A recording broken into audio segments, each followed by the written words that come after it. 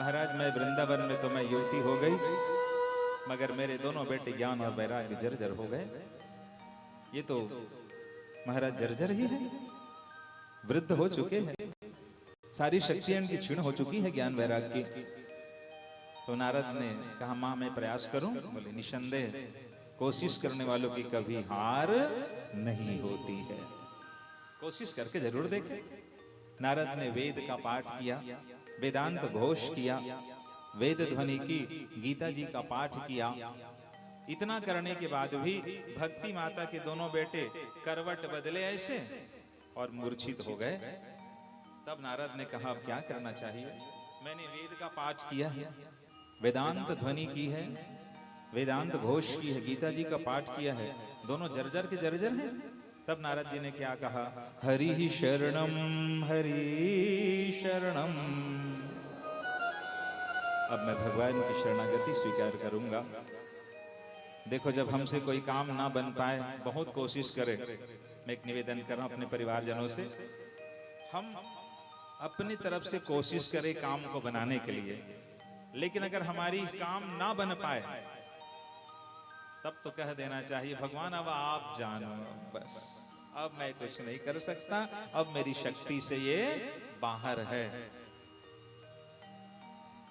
तब फिर देखे क्या होगा। सारे महाराज देखे, सारे जहां के मालिक तेरा ही आसरा है, राजी है हम उसी में जिसमें तेरी रजा है, राजी है हम उसी में जिसमें तेरी रजा है। महाराज अब मेरे बस की बात नहीं है, सारे जहां के मालिक तेरा ही आसरा है, राजी है हम उसी में जिसमें तेरी रजा है। हम क्या बताएं तुमको, महाराज हम आपको क्या बताएं, सब कुछ तुम्हें खबर है, हर हाल में हमारी तेरी तरफ नजर है, हर हाल में हमारी तेरी तरफ नजर है, सारे जहां के मालिक तेरा ही आसरा है, राजी है हम खुशी में जिसमें तेरी रजा है, राजी है हम उसी में जिसमें तेरी रजा है।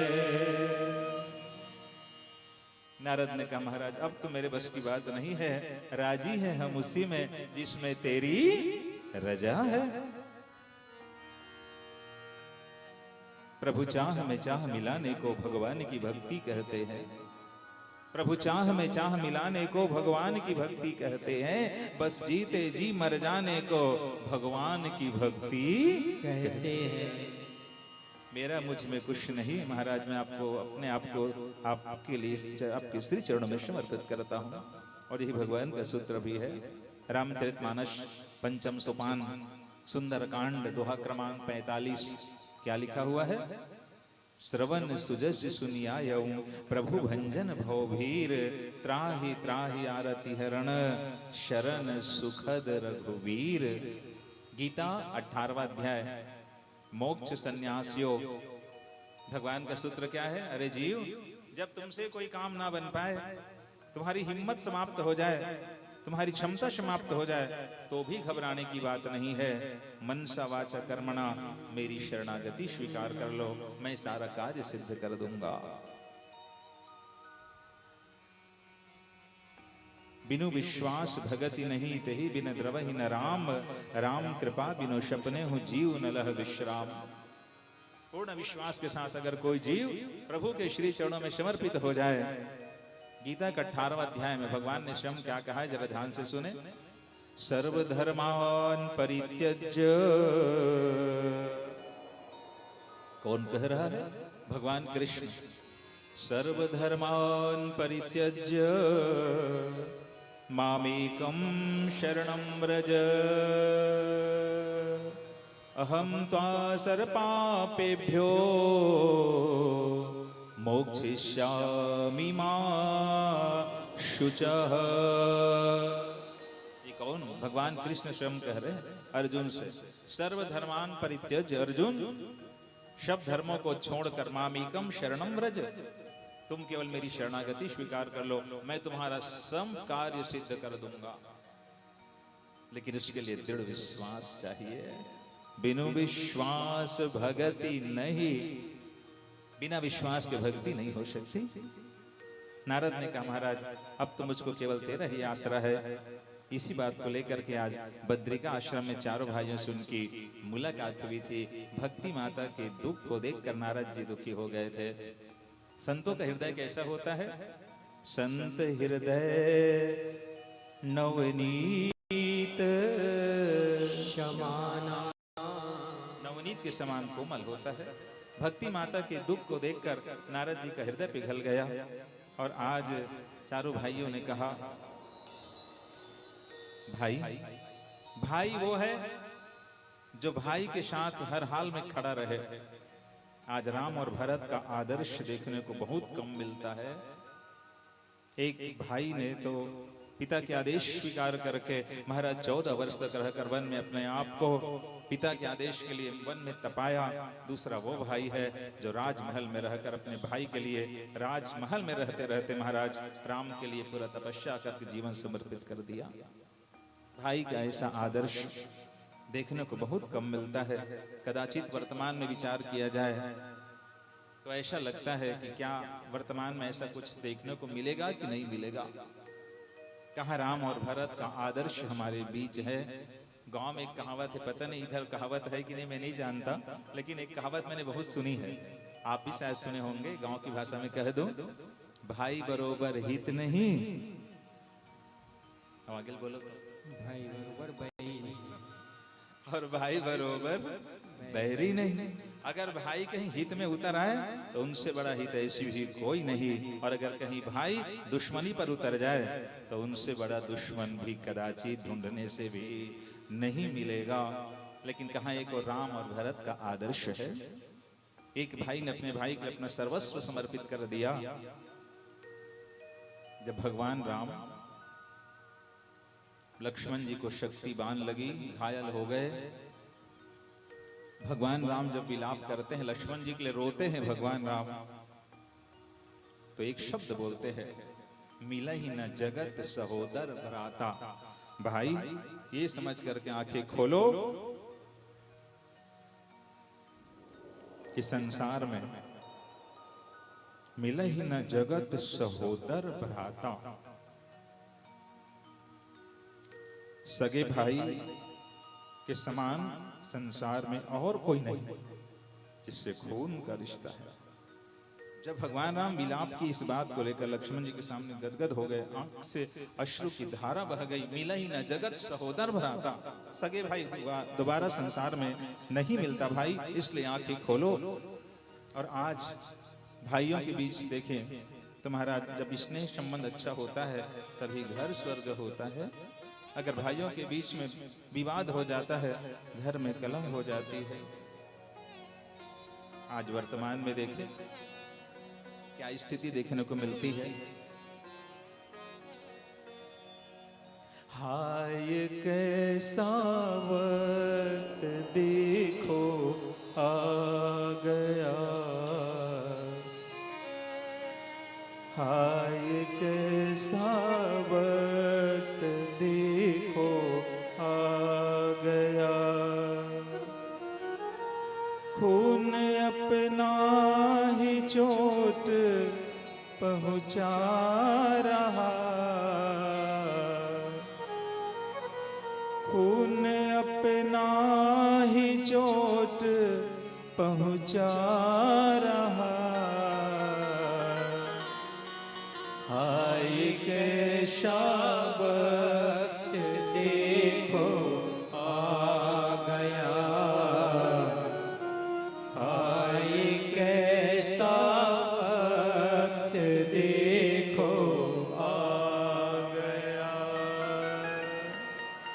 भाई का भाई से अब ना प्यार है, भाई को भाई से अब ना प्यार है, हाय घर को भी वो अब बंटवा रहा, हाय घर को भी वो अब बंटवा रहा,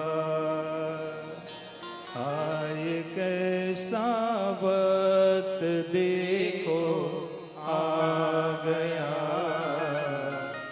हाय कैसा वक्त देखो आ गया। निश्चित तौर पर वर्तमान में विचार करें, भाइयों के बीच में महाराज प्रेम संबंध इतना मजबूत होना चाहिए कि दुनिया की कोई ताकत उनको तोड़ ना पाए। आज देवर्षि नारद को देखकर चारों भाई दुखी हो गए, बोले भाई घबराओ नहीं, हमने एक माँ का दूध पिया है तो निस्संदेह हमारी रगों में खून तो एक ही बह रही है,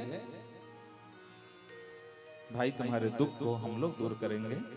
भाई ऐसा होना चाहिए जो भाई के साथ महाराज हर पल हर क्षण एक साथ खड़ा होना चाहिए, चाहे दुख हो कि चाहे सुख हो। बोले बात क्या है? बोले भैया भक्ति माता बड़ी दुखी है, भक्ति माता के दुख को देखकर मैं दुखी हो गया हूँ। तब चारों भाइयों ने कहा भक्ति माता के दुख को दूर करने का सिर्फ एक उपाय है। बोले कौन सा उपाय?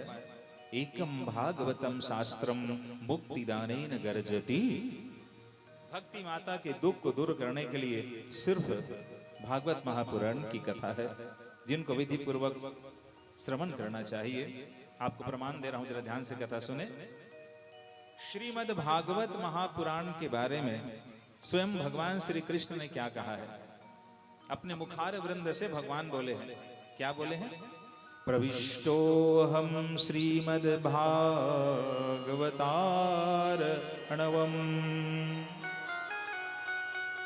बोले साक्षात मेरा प्रवेश भागवत में। आर्णव, आर्णव मतलब होता है समुद्र।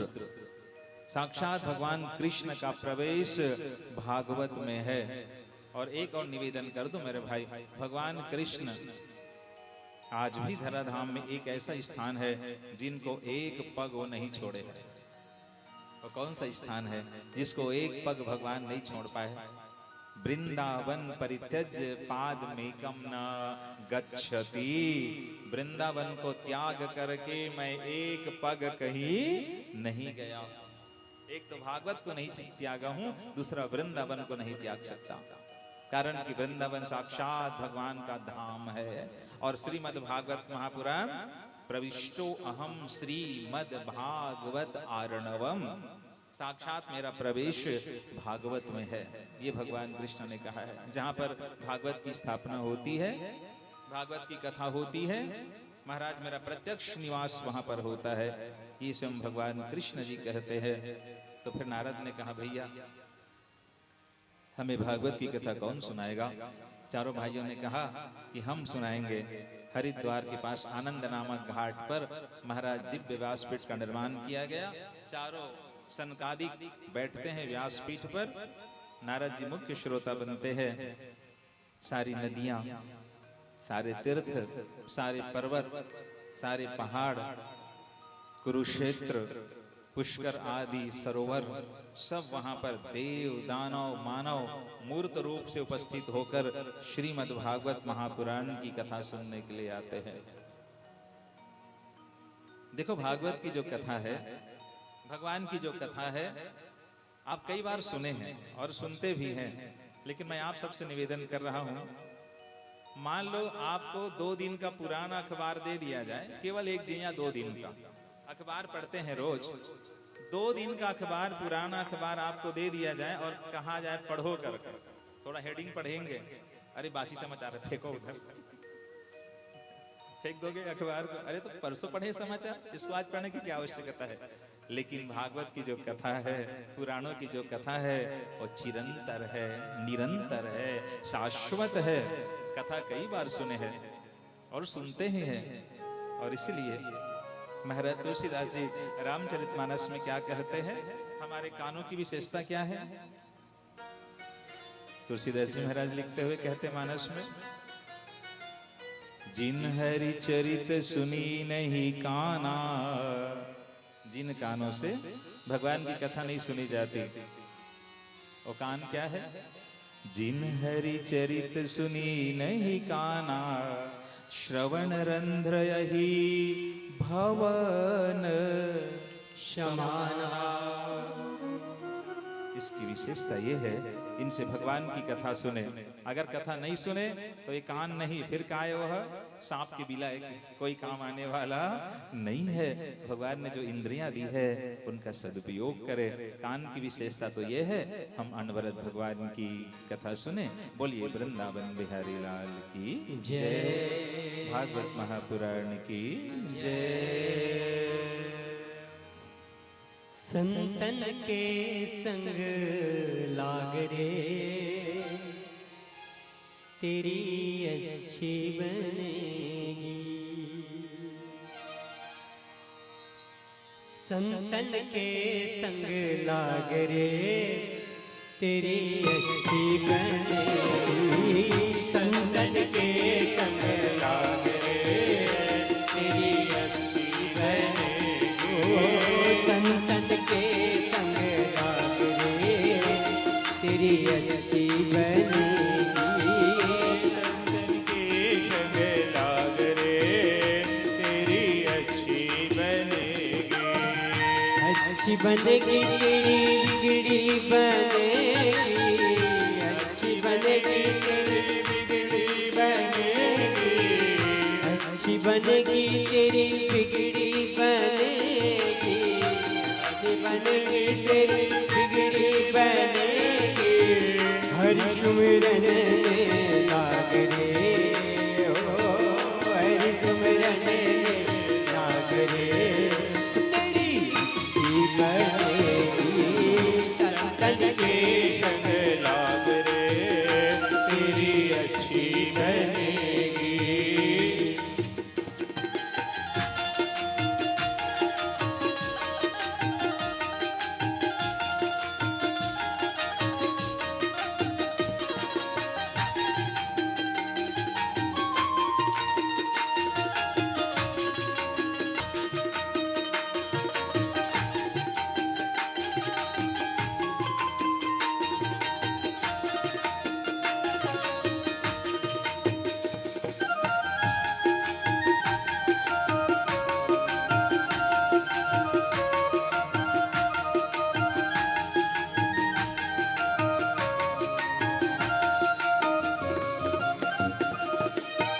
कागशे तोरे हंस बनावे, कागशे तोरे हंस बनावे, कागशे तोरे हंस बनावे, कागशे तोरे हंस बनावे। मिट जाए उनके दाग रे, ओ मिट जाए उनके दाग रे, तेरी अच्छी बनेगी। संतन के संग लाग रे, तेरी अच्छी बनेगी। संतन के संग लाग रे, तेरी अच्छी बनेगी। संतन के संग लाग रे, तेरी अच्छी बनेगी।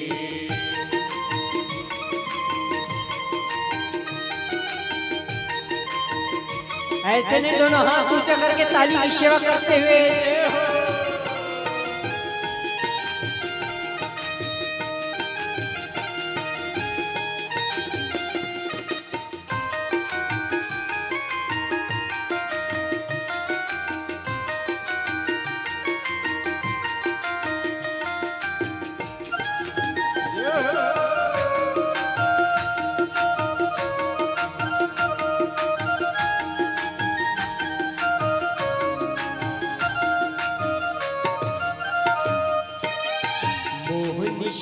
में बहुत दिन सोए, मोहनिसा में बहुत दिन सोए, मोहनिसा में बहुत दिन सोए, मोहनिसा में बहुत दिन सोए, जाग सके तो जाग रे,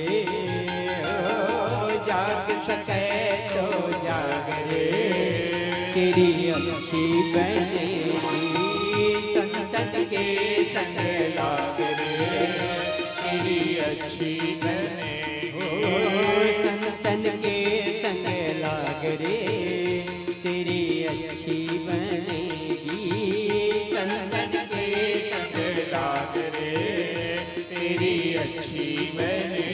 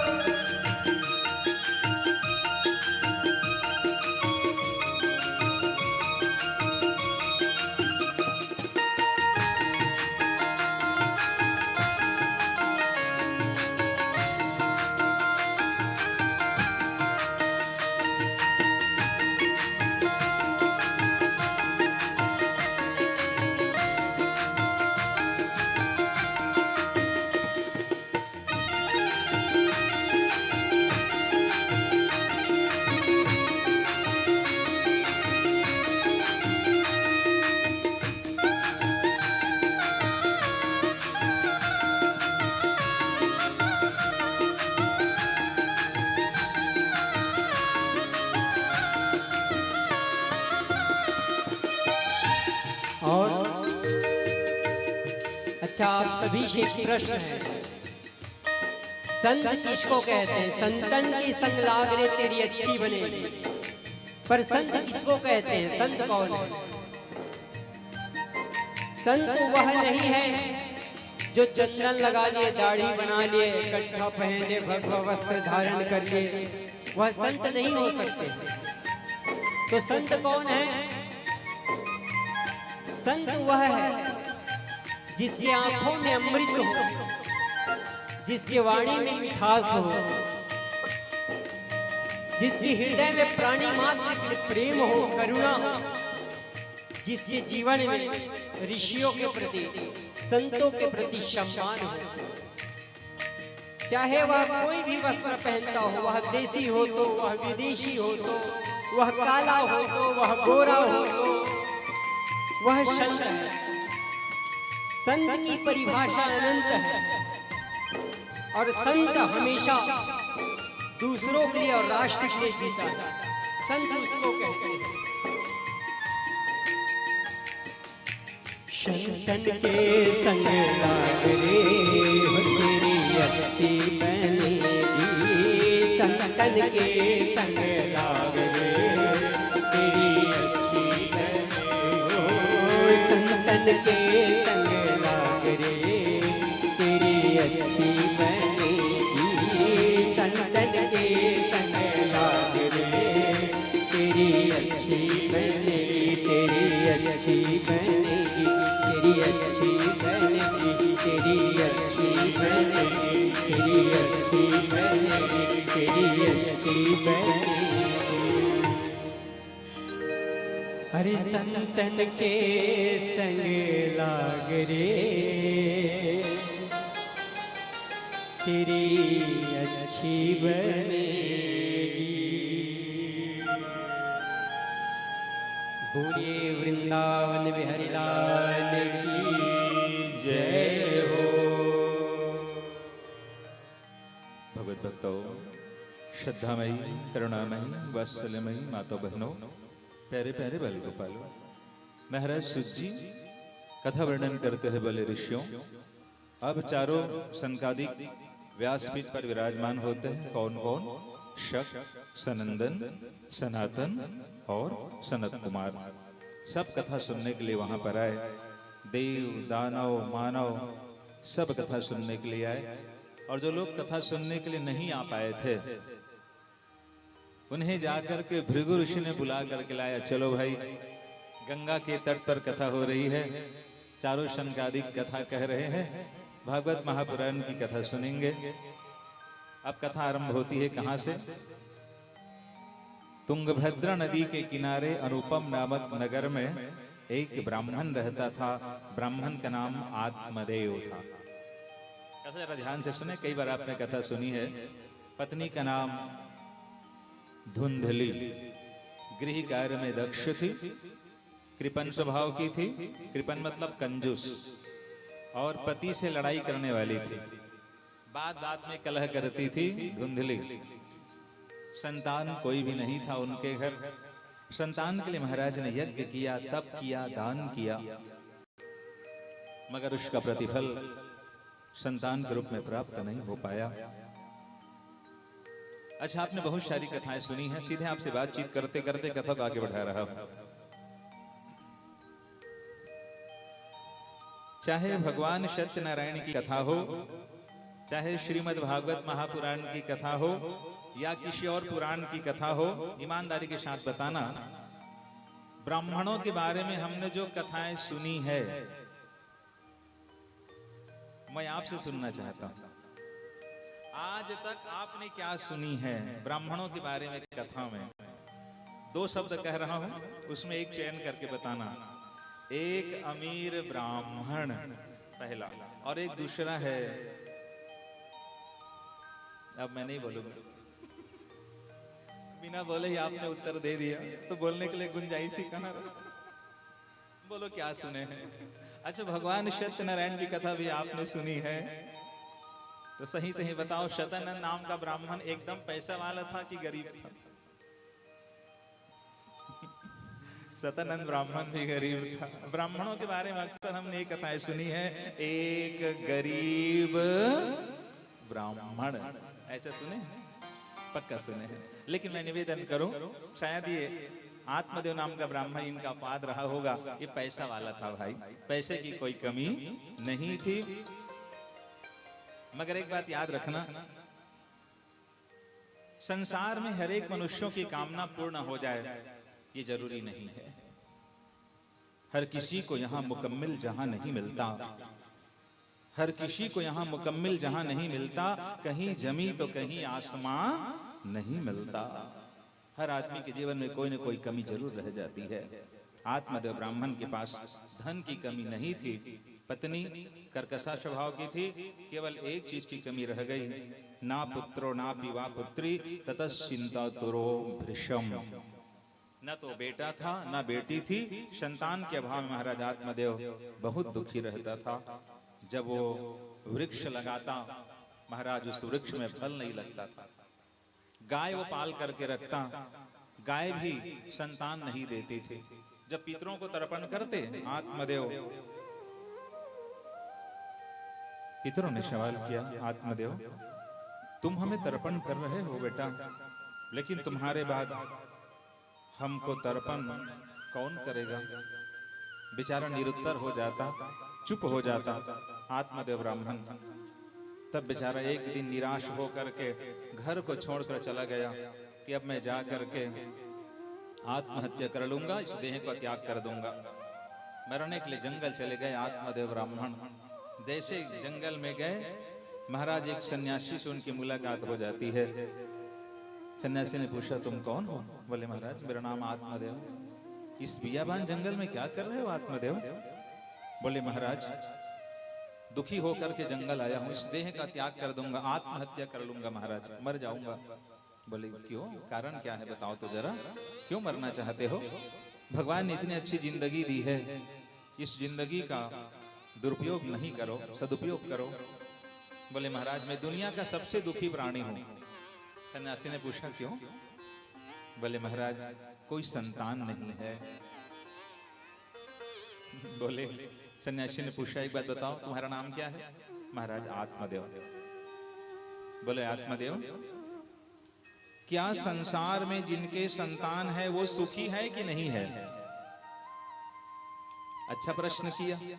बहुत ज्यादा अगर आप आशा करते हैं और आशा अगर पूरी नहीं होती है, आदमी बहुत दुखी होता है। केवल आशा भगवान से ही करनी चाहिए। किसी मनुष्य से बहुत ज्यादा आशा करते हो तो याद रखे, जिस दिन आशा पूरी नहीं होगी बहुत ज्यादा दुखी हो जाओगे। संतान की आकांक्षा हर एक गृहस्थी के मन में होती है।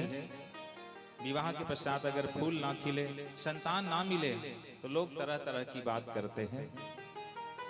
विशेषकर माताओं को तो और व्यंग्यबान सहन करनी पड़ती है। लोग क्या क्या शब्द इस्तेमाल कर देते हैं। सन्यासी ने कहा, संतान नहीं है तो अपना उद्धार अपने द्वारा करो ब्राह्मण देवता, बेटे से क्यों उम्मीद करते हो।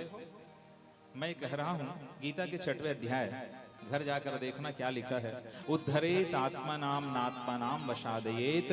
आदमी को अपना उद्धार अपने द्वारा स्वयं करना चाहिए। बेटे से ज्यादा उम्मीद भी ना करें। बेटा अच्छा होगा आपके लिए कर देगा, और अगर नहीं कर पाएगा तो तुम क्या कर पाओगे, कुछ नहीं कर पाओगे। इसलिए महाराज मन में विचार करते हुए, आत्मदेव आत्महत्या ना करो।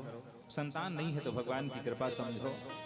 संसार में संतान वाले भी दुखी हैं और जिनके संतान नहीं है वो भी दुखी हैं। एक कवि ने क्या कहा है, जरा ध्यान से आप सुने। बहुत अच्छी बात उन्होंने कही है। कई बार उस पंक्ति को गुनगुनाते हैं तो बहुत सारी बातें मन में और उठने लग जाती हैं। क्या, अगर ज्यादा संतान से अपेक्षा करते हो, उम्मीद करते हो, तो एक दिन तुमको दुखी होना पड़ जाएगा। मान मेरा कहना, सुनो क्या कहा है। मान मेरा कहना नहीं तो पछताएगा, मिट्टी का खिलौना है मिट्टी में मिल जाएगा। मेरा कहना नहीं तो पछताएगा, मिट्टी का खिलौना है मिट्टी में मिल जाएगा। मान मेरी कहना नहीं तो पछताएगा, मिट्टी का खिलौना मिट्टी में मिल जाएगा। मान मेरा कहना नहीं तो पछताएगा, मिट्टी का खिलौना मिट्टी में मिल जाएगा। मान मेरी कहना नहीं तो पछताएगा, मिट्टी का खिलौना मिट्टी में मिल जाएगा। बेटा बेटा क्या करता है, बेटा बेटा क्या करता है, बेटा बेटा क्या करता है, बेटा बेटा क्या करता है। बेटा तेरा एक दिन पड़ोसी बन जाएगा, मिट्टी का खिलौना मिट्टी में मिल जाएगा। मान मेरा कहना नहीं तो पछताएगा, मिट्टी का खिलौना मिट्टी में मिल जाएगा। मान मेरा कहना नहीं तो पछताएगा, मिट्टी का खिलौना मिट्टी में मिल जाएगा। मान मेरा कहना नहीं तो पछताएगा, मिट्टी का खिलौना मिट्टी में मिल जाएगा। मिट्टी का खिलौना मिट्टी में मिल जाएगा। मिट्टी का खिलौना मिट्टी में मिल जाएगा। मिट्टी का खिलौना मिट्टी में मिल जाएगा। मिट्टी का खिलौना मिट्टी में मिल जाएगा। सन्यासी ने कहा, ब्राह्मण देवता मान मेरा कहना नहीं तो पछताएगा, संतान से ज्यादा उम्मीद मत कर आत्मदेव। अब महाराज आप लोग सन्यासी हो, आप लोग को क्या मतलब। महाराज हम लोग गृहस्थी हैं, अगर गृहस्थ में संतान ना आए तो फिर महाराज कई तरह के व्यंग्यबान सुनने पड़ते हैं। तो फिर सन्यासी ने कहा, ठीक है मैं एक फल दे रहा हूं और इस फल को अपनी पत्नी को खिला देना, एक सुयोग्य संतान की प्राप्ति होगी। और वेदव्यास जी क्या लिखते हैं, फलमेकं स दत्तवान्।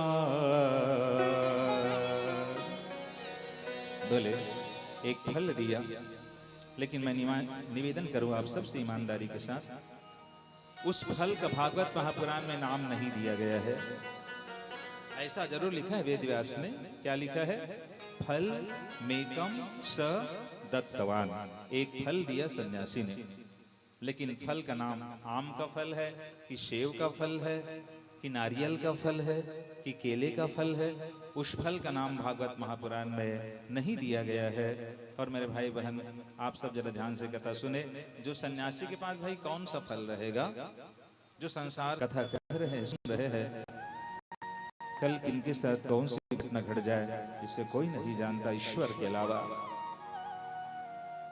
क्षण का न पता कहती कहती रसना कुछ शब्द कहे न कहे। क्षण का न पता कहती कहती रसना कुछ शब्द कहे न कहे। दिन रात प्रहार अरे यम का सुकुमार शरीर सहे न सहे। भजले प्रभु के पद पंकज को कल जीवन प्राण रहे न रहे। कवि मीर बहे ना बहे। कल की खबर नहीं भैया, पल और कल की कोई खबर नहीं है। धुंधली कल की सोचती है। उसकी बहन कहती है मैं गर्भवती हूँ, ऐसा करो ये फल चलो गाय को खिला देते हैं। जो ब्राह्मण ने फल लाया था महाराज गौ माता को खिला दी जाती है। स्वयं गर्भवती थी उसकी बहन, अपना बच्चा लाकर कहती जाओ ब्राह्मण से कह दो ये हमारा बेटा है। इतना छल करती है धुंधली अपने पति के साथ। बेचारा सीधा सा भोला भाला ब्राह्मण समझ नहीं। वही हो सकता है जिनके जीवन में ये तीनों हो। कौन कौन? सीता जी, राम जी और लखन जी। तीनों की भक्ति अगर जीवन में है तभी वह व्यक्ति सरल हो पाएगा। अर्थात तपाए हुए सोने की भांति उनका शरीर दमक रहा था। दिव्य शरीर था, संपूर्ण अंग मानव का था, मगर उस बच्चे का जो कान था, उस कान जो थे वो गौ के कान के समान था। उस बच्चे का नाम पड़ता है गोकर्ण। धुंधली के बेटे का नाम पड़ता है धुंधकारी। 3 माह का अंतर है दोनों भाइयों में। दोनों बच्चे बढ़ने लग जाते हैं और जैसे बच्चे बड़े होते हैं, महाराज गोकर्ण कौन है? जो अपने कानों से अनवरत भगवान की कथा सुने वही गोकर्ण है। रामचरित जे सुनत अघाही रस विशेष जाना तिन्ह नाही। जो अनवरत भगवान की कथा सुने वही गोकर्ण है। दोनों बालक बढ़ने लग जाते हैं। धुंधकारी दुष्ट और दुराचारी हो गया। देवी भागवत जरा ध्यान से सुनना। देवी भागवत में एक श्लोक लिखा हुआ है। श्लोक क्या है? अगर कहीं बेटा सदाचारी है पूर्वजों को महाराज तृप्ति मिलती है। अगर कहीं बेटा दुराचारी है तो उससे क्या होता है? पूर्वज बड़े दुखी होते हैं। एक प्रमाण देखिए देवी भागवत का। श्लोक क्या लिखा है देवी भागवत में? कुपुत्रेण कूलम नष्टम। ये श्लोक कहाँ है? देवी भागवत। कुपुत्रेण कूलम नष्टम कुपुत्रेण हतम यशः कुपुत्रेण चामुत्र दुःखम निरयातना।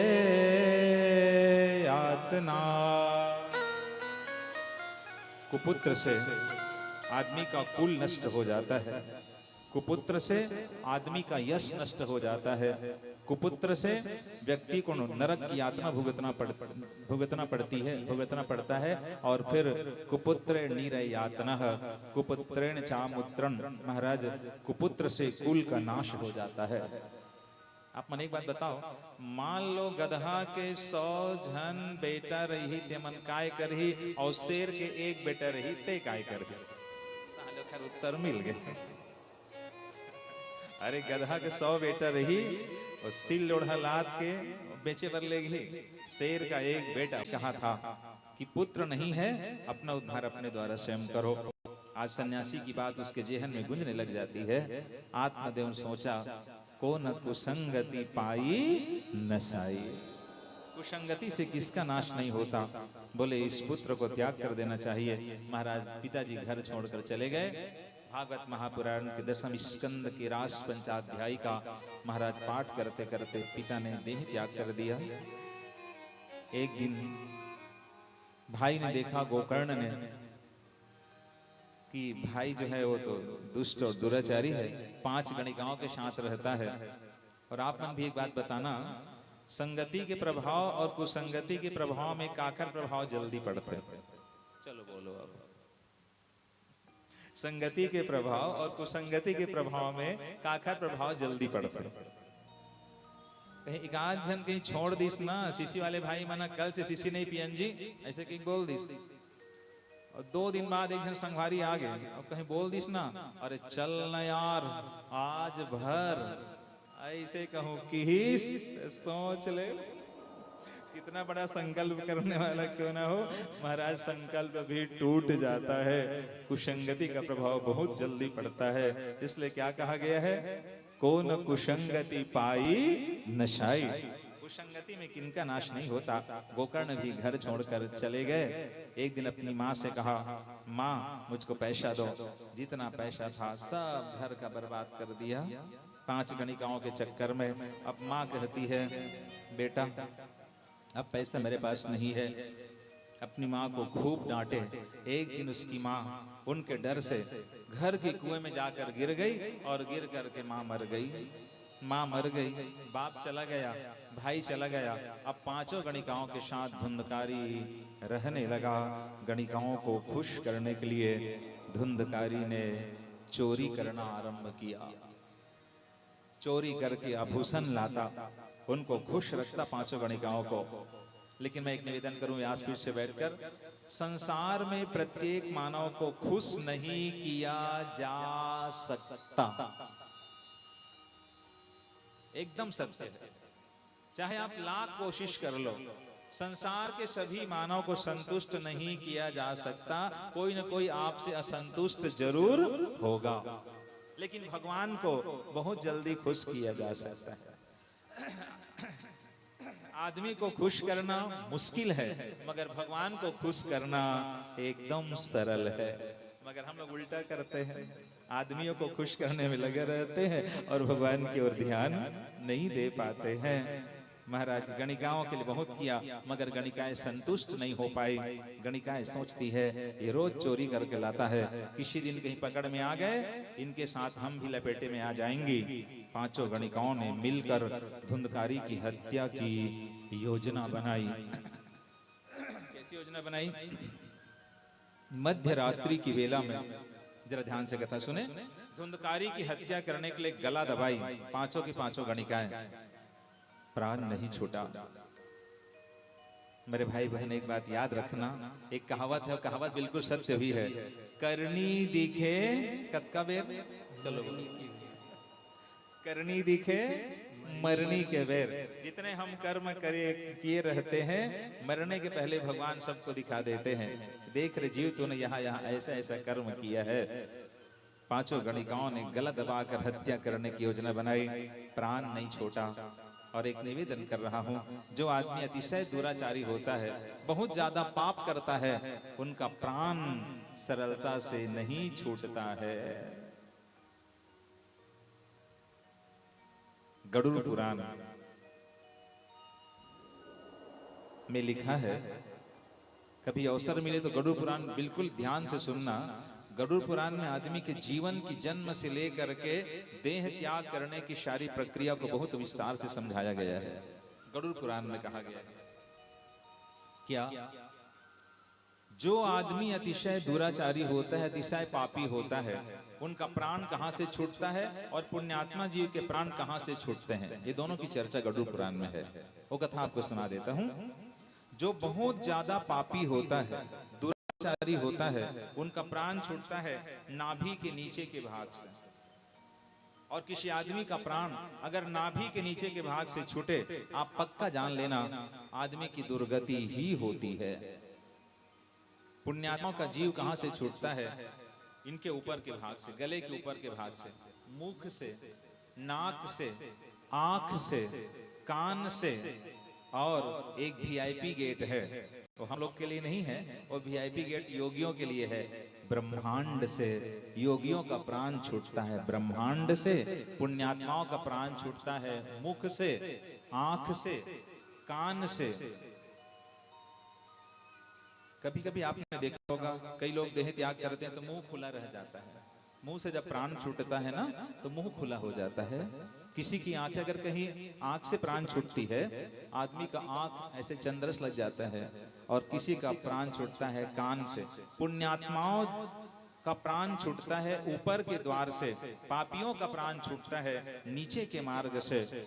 एक वीआईपी गेट योगियों का प्राण छूटता है ब्रह्मांड से। जब धुंधकारी का प्राण नहीं छूटा, गला दबाए, तो अब गणिकाओं ने क्या किया, देखो कैसे हत्या की है। सविस्तार लिखा है वेद व्यास जी ने। जलती हुई लकड़ी लाई, और जलती लकड़ी ला करके धुंधकारी को और गणिकाओं ने पकड़ा, और पकड़ करके उसके मुख को खोल करके जलती हुई आग की लकड़ी डाल दी। छटपटा छटपटा करके, तड़प तड़प करके, तड़प तड़प करके प्राण त्यागा था। कौन?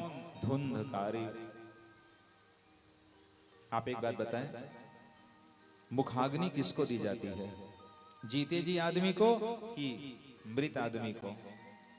मुखाग्नि दी जाती है मृत आदमी को। मगर पांचों गणिकाओं ने जीते जी धुंधकारी को मुखाग्नि दे दी, मुख में अग्नि डाल दी। महाराज, उनका शरीर गड्ढा खोदकर गाड़ दिया गया। धन लेकर गणिकाएं चंपत हो जाती है। जिन गणिकाओं को खुश करने के लिए मां गोकर्ण ने पूछा, तू कौन है? तू प्रेत है, पिशाच है कि राक्षस है? तब उन्होंने कहा, भैया अहम भ्राता त्वदीयोऽस्मि, भैया मैं आपका भाई धुंधकारी हूं। बोले, धुंधकारी तू? बोले, जी भैया मैं प्रेत क्यों नहीं भटक रहा हूं भैया। भाई मैंने तुम्हारे लिए तो पिंडदान किया है, गैजी में जाकर श्राद्ध किया है, तर्पण किया है, क्या तुम्हें मुक्ति नहीं मिली? बोले, गया श्राद्ध सते नाम अपि मुक्तिर्मे भवति। एक पिंड कौन कहे, गैजी में जाकर 100 पिंड दान करो, मुझको मुक्ति मिलने वाली नहीं है। मेरा पाप भयंकर है भैया, मैं प्रेत क्यों नहीं भटक रहा हूं भाई, मुझको मुक्ति दिला दो, मुझको मोक्ष दिला दो भैया। गोकर्ण ने कहा, धुंधकारी चिंता ना करो, मैं कल नगर के पंडितों से पूछूंगा तुम्हारे मुक्ति के उपाय क्या है, तुम्हें मुक्ति कैसे मिलेगी। नगर के पंडितों से पूछा, उत्तर से संतुष्ट नहीं हो पाए। मध्याह्न कालीन की वेला थी। महाराज सूर्य देव आकाश मंडल के बीचों बीच उपस्थित थे। गोकर्ण महाराज ने क्या किया, तुभ्यम नमो साक्षिन ब्रूहि में मुक्ति है तो कम। बोले, शिव नारायण आप जगत के साक्षी हैं महाराज, मेरे भाई की मुक्ति के लिए उपाय बता दीजिए। तब भगवान शिव नारायण ने कहा, सुनो गोकर्ण, तुम्हारे भाई को मुक्ति मिलेगी तो किससे? केवल भागवत महापुराण से तुम्हारे भाई को मुक्ति मिलेगी। दुनिया की कोई ताकत तुम्हारे भाई को मुक्ति नहीं दिला सकती। क्या कहा शिव नारायण ने? श्रीमद् भागवतान मुक्ति। क्या बोले? श्रीमद् भागवतान मुक्ति सप्ताहम वाचनम कुरु। बोले, 7 दिन की भागवत की कथा तुम्हारे भाई को सुनाओ, तभी उनको मुक्ति मिलेगी, अन्यथा वो मोक्ष प्राप्त नहीं कर पाएगा। भगवान श्री नारायण को प्रणाम किया और महाराज गोकर्ण अपने घर में भागवत का आयोजन करते हैं। कब? आषाढ़ मास के शुक्ल पक्ष की 9वीं तिथि को श्रीमद् भागवत महापुराण की कथा आरंभ करते हैं। महाराज गोकर्ण व्यासपीठ पर बैठते हैं। सबके लिए बैठने की व्यवस्था की गई। सबकी मनुष्य है तो मनुष्य के लिए उनके अनुसार बैठने की व्यवस्था की गई। चूंकि वो प्रेत की योनि में था धुंधकारी, उन्होंने पूछा, भैया मैं कहाँ बैठूं, मैं भी कथा सुनने के लिए आऊंगा, मेरे लिए कथा हो रही है, तो भैया मेरे लिए बैठने की स्थान कौन से है? धुंधकारी ने पूछा। तो बोले, भाई तुम्हारे बैठने के लिए 7 गांठ वाली बांस लगाएंगे। आज भी पंडित लोग, हम लोग जब भागवत पढ़ते हैं तो व्यासपीठ की दाहिनी तरफ 7 गांठ वाली बांस लगाते हैं। प्रतीकात्मक तौर पर जो लोग प्रेत की योनि में चले जाते हैं, भटकते रहते हैं, इसी बांस में आकर बैठकर कथा सुनते हैं। और फिर धुंधकारी के लिए 7 गांठ वाली बांस लगाई गई। इसी बांस में बैठ करके धुंधकारी अन्न और जल को त्याग करके भागवत महापुराण की कथा सुनते हैं। और जैसे 7वें दिन कथा को विराम दी गई, बांस फट जाता है, 7 गांठ टूट जाते हैं। वहां से एक दिव्य पुरुष निकला जो पीतांबर धारण किए हुए था, गले में वैजंती की माला थी, कानों में कुंडल सुशोभित हो रहे थे और दिव्य देवत्व का रूप लेकर प्रगटे बांस से। और धुंधकारी जो था वो प्रेत की योनि को छोड़ करके महाराज देवत्व की योनि प्राप्त कर लिए। और सब देवतागण फूलों की वर्षा कर जय जयकार करते हैं। बोलिए वृंदावन बिहारी लाल की जय, श्रीमद् भागवत महापुराण की जय हो।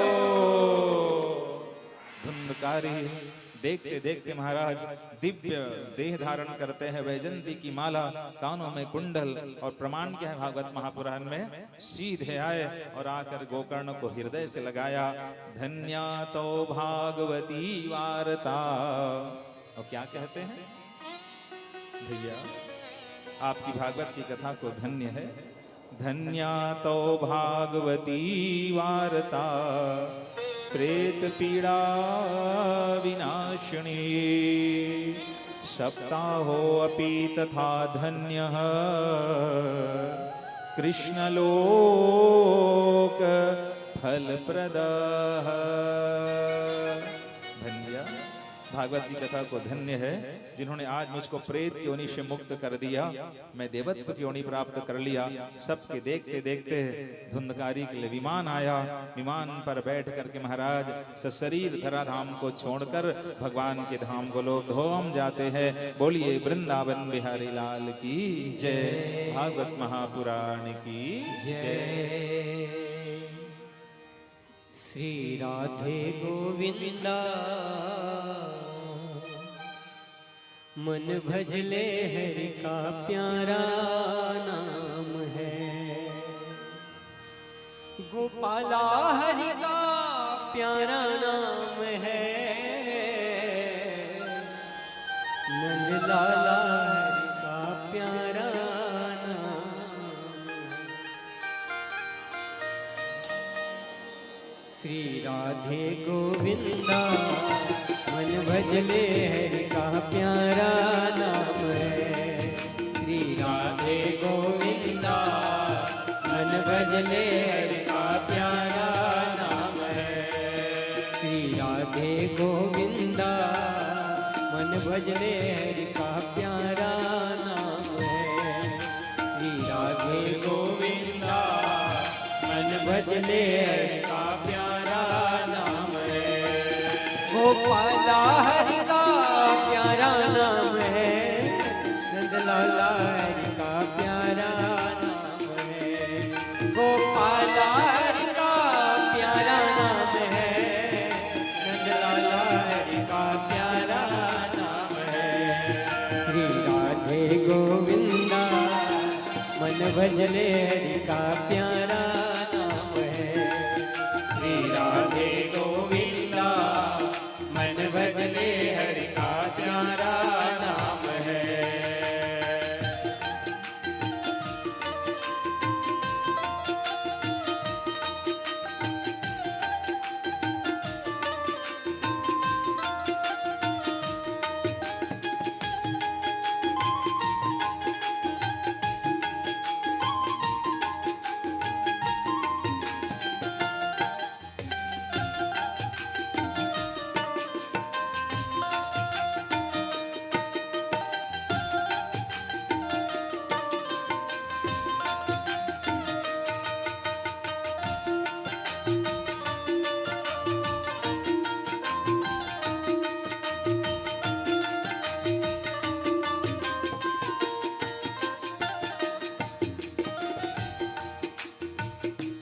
ऐसे नहीं बड़े भाव से मीठी मीठी ताली बजाते हुए कहते हैं, ताली बजाकर प्रभु का नाम जाप करने से समस्त पापों का नाश होता है, इसलिए बड़े भाव से मीठी मीठी ताली बजाते हुए हो।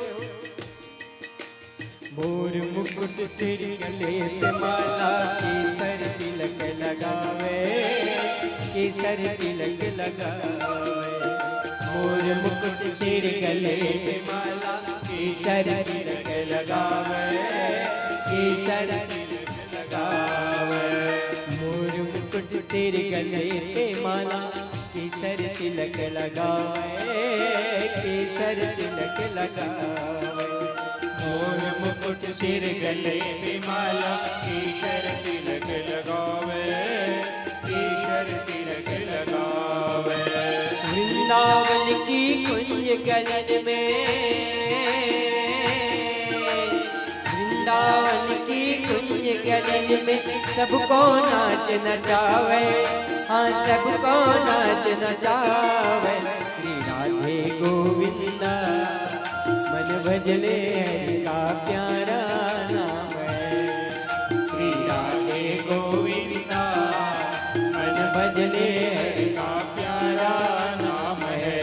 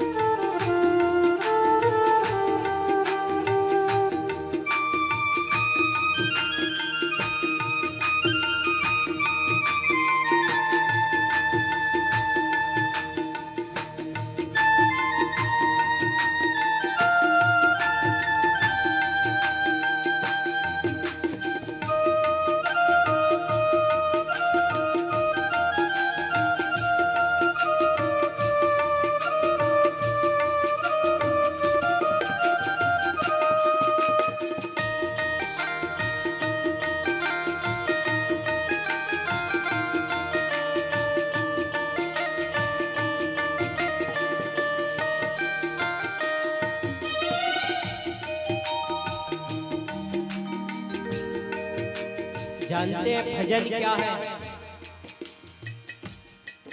भगवान की नाम की याद आती रहे, यही सबसे बड़ा भजन है। कलिकाल में भगवान के नाम को छोड़कर दूसरा कोई सहारा नहीं है। इसलिए बड़े भाव से आइए। यमुना किनारे धेनु चरावे, माधव मदन मुरारी, माधव मदन मुरारी। यमुना किनारे धेनु चरावे, माधव मदन मुरारी, माधव मदन मुरारी। यमुना किनारे धेनु चरावे, माधव मदन मुरारी, माधव मदन मुरारी। भगवान श्री कृष्ण का प्रागट्य होता है और भगवान ने सबको क्या किया, योगी को दुर्लभ गोलोक धाम प्रदान कर दिया। जितने लोग कथा सुनने के लिए आए थे, भगवान ने सबको योगी दुर्लभ गोलोक धाम प्रदान कर दिया और गोकर्ण को भगवान ने हृदय से लगा लिया। भले गोकर्ण, तुमने लोगों को मेरी कथा सुना करके मोक्ष प्रदान किया। धन्या तो भागवती वार्ता प्रेत पीड़ा विनाशनी। वो भागवत की कथा है महाराज। तत्पश्चात भागवत की जो कथा है उसका आध्यात्मिक भाव भी देखे तो कथा वेदव्यास जी ने लिखी भागवत महापुराण में। उनका आध्यात्मिक पक्ष क्या है? तुंगभद्रा नदी। तुंग शब्द का अर्थ होता है ऊंचा और भद्रा शब्द का अर्थ होता है कल्याण। जिस तुंगभद्रा की चर्चा भागवत महापुराण में है वो कोई और नहीं है, तुंगभद्रा नदी। मानव का शरीर, तुंग मतलब ऊंचा और भद्रा का अर्थ है कल्याण। ऊंचा कल्याण करने का ये साधन भगवान ने हमें दिया है और इनका प्रमाण देखे। प्रमाण कहां पर है? रामचरितमानस में। मानव शरीर के लिए क्या कहा गया है? वो चौपाई आप सबको याद है। मानव शरीर के लिए जो बातें कही गई हैं तुलसीदास जी के द्वारा, बड़े भाग मानुष तन पावा, सुर दुर्लभ सब ग्रंथ ही गावा। देवताओं को दुर्लभ है मानव का शरीर, जो भगवान ने हमें मानव का शरीर दिया है महाराज यही तुंगभद्रा नदी के समान है। अनुपम नगर, ये संसार ही वो अनुपम नगर है भाई। जिस संसार में हम रह रहे हैं ये अनुपम नगर है। महाराज का क्या नाम था? आत्मदेव। हमारी जो आत्मा है वही आत्मदेव। उसकी पत्नी कौन? बुद्धि। बुद्धि इतनी तेज होती है कि आत्मा को छल देती है। हमारी बुद्धि ही धुंधली है। पुत्र का नाम क्या पड़ा? एक का नाम पड़ता है धुंधकारी, जो जीवन के सारे पाप में रंगे थे। हमारे जीवन का जो विकार है, जो बुराई है, जो दुष्प्रवृत्तियां हैं, वही धुंधकारी है। गोकर्ण हमारे जीवन का विवेक है। और जिन 5 गणिकाओं को धुंधकारी ने पत्नी बनाकर लाया था वो कोई और नहीं है। आध्यात्मिक अर्थ में देखा जाए तो जो 5 गणिकाएं हैं वो शब्द, स्पर्श, रूप, रस और गंध, यही 5 गणिकाएं हैं। शब्द, स्पर्श, रूप, रस और गंध। महाराज एक कवि ने लिखा है, तुलसीदास जी क्या कहते हैं? अली पतंग मृग मीन गज। कौन कौन? अली पतंग मृग मीन गज, ये 5। अली, पतंग, मृग, मीन, गज, एक एक बुराई के कारण मारे जाते हैं। अली पतंग मृग मीन गज, जरे हियाच, तुलसी वे कैसे जिए, जिनको लागे 5। हम में ये चारों विकार है, 5 बुराइयां हैं। महाराज अली, पतंग, मृग, मीन, गज, ये एक एक बुराई के कारण मारे जाते हैं। मनुष्य अपने समस्त इंद्रियों से महाराज विषय रस का पान करता है तो क्यों नहीं मारा जाएगा। यही 5 गणिकाएं शब्द, स्पर्श, रूप, रस और गंध है। सूर्य नारायण भगवान ज्ञान का प्रतीक है। गया जी सात्विक श्रद्धा है। और जो 7-8 वाली बात लगाई गई है, आदमी का मन संसार में केवल 7 जगह ज्यादा फंसता है, 7 जगह। इसीलिए 7 गांठ वाली जो बांस है वो 7 आसक्ति का प्रतीक है। कौन कौन जरा ध्यान से सुने। मनुष्य का मन 7 जगह कहां कहां फंस जाता है। सबसे पहले आदमी बंध जाता है अपनी पत्नी के बंधन में, स्त्री की आसक्ति होती है। दूसरा कहा गया है पुत्र की आसक्ति होती है। तीसरा है व्यवसाय की आसक्ति होती है। चौथा है कुटुंब की आसक्ति होती है। 5वां है द्रव्य की आसक्ति। 6वां है घर बार की आसक्ति। और 7वां है गांव की आसक्ति।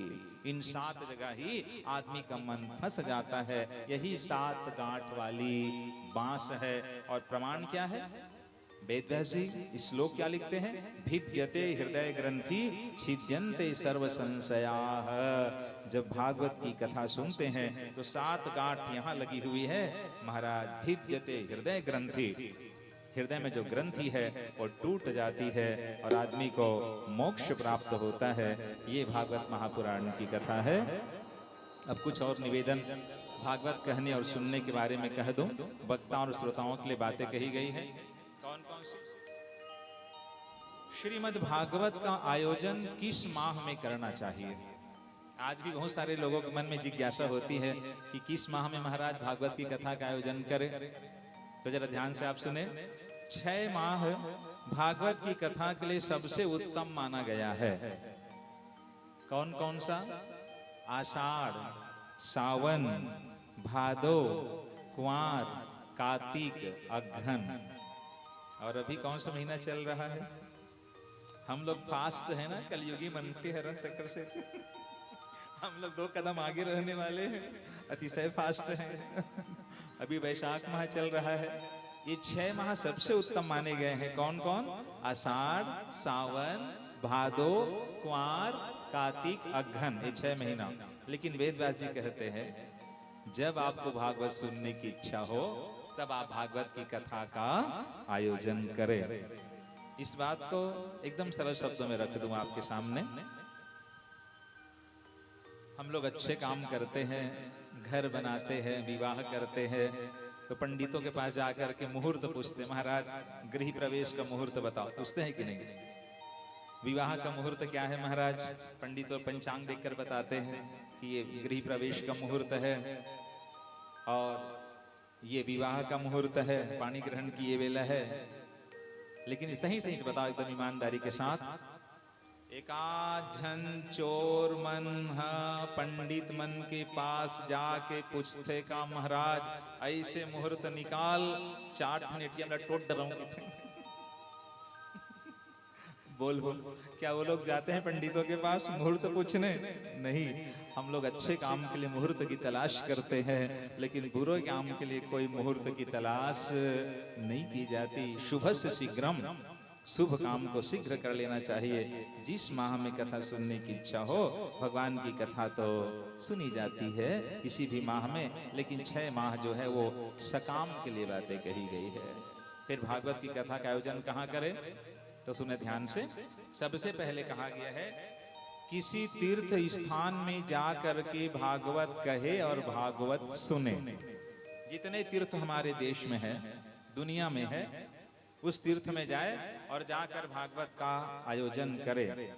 तीर्थ स्थान में भागवत नहीं हो सकता तो किसी जंगल में जाए, जंगल में जाकर भागवत की कथा का आयोजन करे। जंगल में नहीं हो सकता, अपने गांव के सार्वजनिक स्थान पर भागवत की कथा का आयोजन करे। वो भी नहीं हो सकता तो अपने घर के आंगन में भागवत का आयोजन करे। स्थान बताया गया। फिर कहा गया वक्ता और श्रोता। अगर वक्ता का मुंह पूर्व दिशा की ओर है तो मुख्य श्रोता का मुंह उत्तर दिशा की ओर होना चाहिए। अगर वक्ता का मुंह उत्तर दिशा की ओर है तो मुख्य श्रोता का मुंह पूर्व दिशा की ओर होना चाहिए। उत्तर पूर्व या पूर्व उत्तर, ये वेद व्यास जी ने बताया। और सबसे महत्वपूर्ण बात वेद व्यास जी ने बताया वो है खान पान।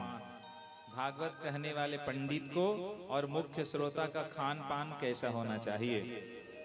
यदि आप में शक्ति है, आप में बल है, आपका शरीर स्वस्थ है, तो कहने वाला और सुनने वाला निराहार रह करके कथा कहे और कथा सुने।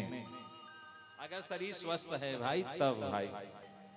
अगर आपका शरीर साथ नहीं दे पा रहा है तो वेद व्यास जी कहते हैं फल खा लो अल्प मात्रा में, कम मात्रा में। अब फल भी सूट नहीं कर रहा है, दूध दही घी इसको ले, और ये भी सूट नहीं कर रहा है, तो वेद व्यास जी ने इतना छूट दिया है सबको छोड़ो। प्रेम से सात्विक वस्तुओं का भोजन कर लो, लेकिन अल्प मात्रा में भोजन करे। ज्यादा कहीं भोजन करोगे, भागवत में आओगे तो नींद सताएगी। भोजन अल्प मात्रा में करे, कम मात्रा में करे। और वेद व्यास जी कहते हैं यदि नियम पालन करने से आपका शरीर बिगड़ रहा है, स्वास्थ्य में असर हो रहा है, तो सबको छोड़ देना चाहिए। अपने शरीर के अनुसार नियमों का पालन करना चाहिए। आप निराहार बैठ गए कथा कहने सुनने के लिए, कहीं तबीयत बिगड़ रही है भाई, तो बताओ क्या कथा कह पाओगे और सुन पाओगे? बोले नहीं। इसलिए अपने स्वास्थ्य को ध्यान में रखते हुए उन वस्तुओं को ले जो आपके शरीर के अनुकूल है, लेकिन सात्विक वस्तुओं को ले। प्याज है, लहसुन है, तामसी भोजन ना करे, सात्विक वस्तुओं का भोजन करे। और भोजन के पश्चात जब कथा विराम हो जाए तो भोजन कैसे करे? पत्तल। पता नहीं अब वो परंपरा लुप्त हो गए, पहली गांव में नियम रहा है। ठाकुर मन कौन से पत्तक बनाए? पतरी, बहुहा पत्ता के और पलाश पत्ता के पतरी बना के लाए। पत्तल में भोजन करे, जमीन पर शयन करे, ब्रह्मचर्य का पालन करे, इंद्रियों का संयम करे, वाणी का संयम करे, तब यज्ञ सफल होगा। वक्ता मधुर वाणी का प्रयोग करने वाला हो, भगवान की कथा सरल शब्द में सुनाने वाला हो, संतोषी वक्ता हो। ऐसे वक्ता के मुखारविंद से कथा सुनने से लाभ मिलता है। ये कुछ नियम वेद व्यास जी ने बताई है। बोलिए वृंदावन बिहारी लाल की जय, भागवत महापुराण की जय, श्री कृष्ण चंद्र भगवान की जय। गोविंद मेरो है, गोपाल मेरो है, श्री बांके बिहारी नंदलाल मेरो है।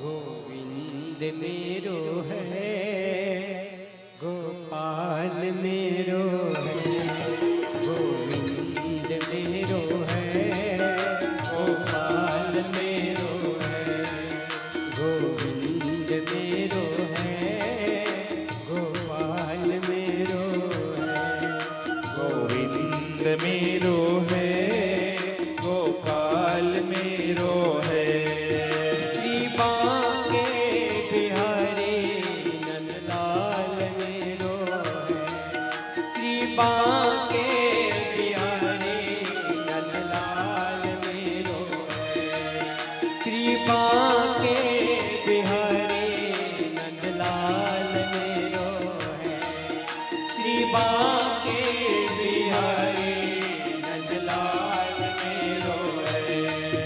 गोविंद मेरो है, गोपाल मेरो है।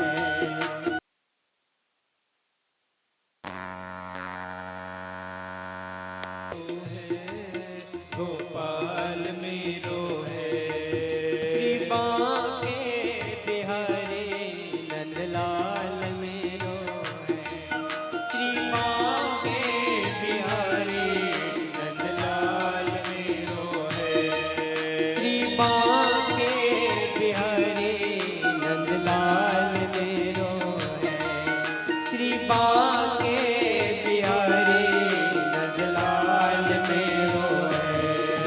गोविंद मेरो है, गोपाल मेरो है, गोविंद गोपाल मेरो है।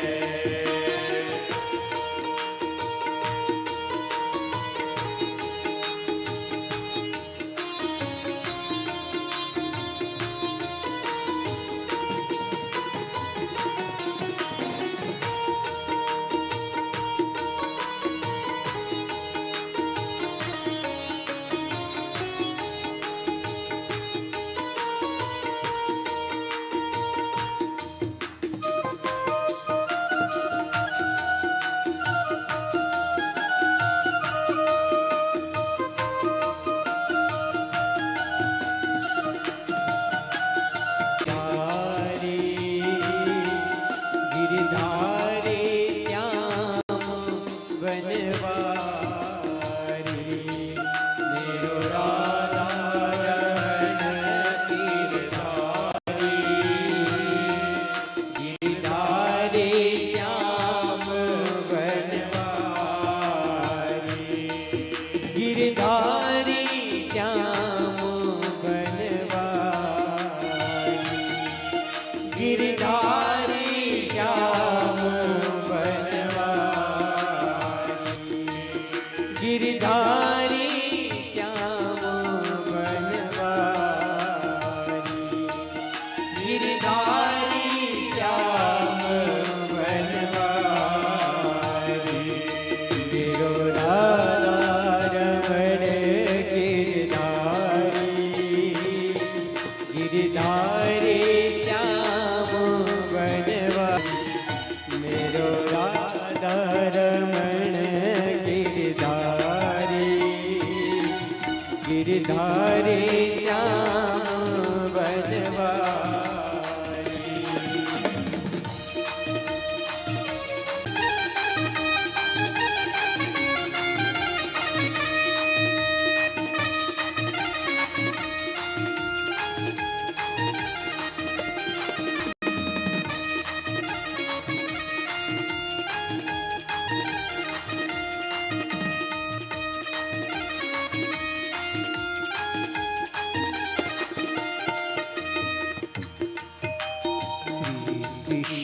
गोविंद वासुदेव कृष्ण गोविंद हरे मुरारी हे नाथ नारायण वासुदेवा श्री कृष्ण गोविंद हरे मुरारी हे नाथ नारायण वासुदेव हे नाथ नारायण वासुदेवा हे नाथ नारायण वासुदेवा हे नाथ नारायण वासुदेवा हे नाथ नारायण वासुदेवा हे नाथ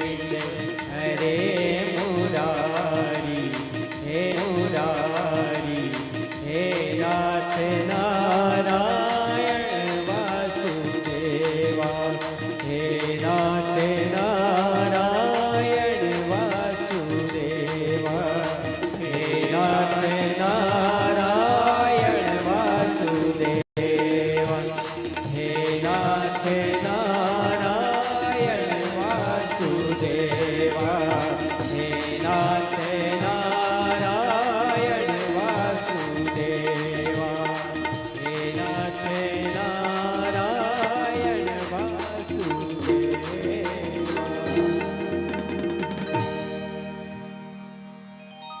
प्रेम से बोलो वृंदावन बिहारी लाल की जय हो।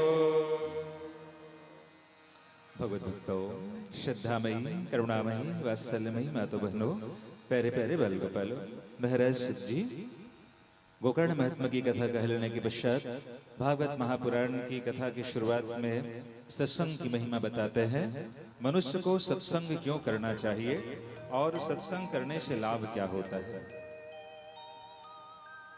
वैसे रामचरितमानस में तुलसीदास जी महाराज सुंदरकांड के दोहा क्रमांक 4 में ये बात बहुत विस्तार से लिखते हैं कि तात स्वर्ग अपवर्ग सुख धरई तुला एक अंग तुल न ताही सकल मिली जो सुख लो सत्संग।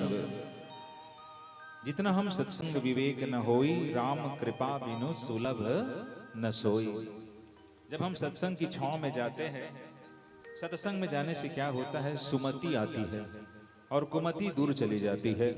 जब तक 4 घंटे कथा चलेगी, इस पंडाल में बैठकर कथा सुनेंगे, अगर मन नहीं लग रहा है, आकर बैठ भी गए तो बताओ उनका लाभ मिलेगा कि नहीं मिलेगा। मन नहीं लग रहा है, मन कहीं और जा रहा है, मगर भागवत पंडाल में आकर अगर बैठ गए तो उनका लाभ। आपने टिकट खरीद ली है, ट्रेन में बैठे, और अगर आपका मन नहीं लग रहा है ट्रेन में, जरा ध्यान से सुनना, ट्रेन में बैठे हैं, आपका मन नहीं लग रहा है ट्रेन में बैठे बैठे, मन कहीं और जा रहा है, मन कहीं मोबाइल खेल रहा है, मन कहीं घर की ओर की तरफ गया है, मन कहीं और गया है, तो ट्रेन चल रही है, गाड़ी चल रही है, आप ट्रेन में बैठे हैं, तो बिलासपुर पहुंचोगे कि नहीं पहुंचोगे, बताओ। आपका मन नहीं लग रहा है, फिर भी आप ट्रेन में बैठ गए हैं और गाड़ी चल रही है। ठीक वैसे ही कथा चल रही है, कथा की गाड़ी चल रही है, आपका मन नहीं भी लग रहा है, तो यहाँ पर बैठे भी हैं तो भी भगवान आपको मंजिल तक जरूर पहुंचाएंगे। हम जैसे लोग टिकट बांटने वाले हैं, जो वक्ता होते हैं ना, वो टिकट बांटते हैं जा जा करके, अरे जीव चलो कथा हो रही 7 दिन तक, हम टिकट दे रहे हैं, आके बैठ जाओ, समय की गाड़ी चल रही है, भगवान की कथा चल रही है, और मंजिल तक आपको पहुंचाने वाले तो वो ही हैं। हम लोग टिकट काटने वाले हैं, कंडक्टर हैं कह सकते हैं। भगवान की कथा हो रही है भाई, टिकट बांट रहे हैं, आप बैठ गए आकर के। सत्संग में जाने से सुमति आती है। और देखे सुमति और कुमति कौन है? ये सुमति और कुमति ब्रह्मा जी की दोनों कन्या हैं, सुमति भी और कुमति भी, दोनों बहनें हैं, सगी बहन हैं। एक बार दोनों बहन ब्रह्मा जी के पास गई, सुमति और कुमति, और जाकर क्या कहती है कुमति शिकायत करती, पिताजी सब संसार में सुमति को ही चाहते हैं, हमको कोई नहीं चाहते। आज बताओ पिताजी, आज आपको फैसला करना होगा कि सुमति अच्छी है कि मैं अच्छी हूं, कुमति अच्छी हूं।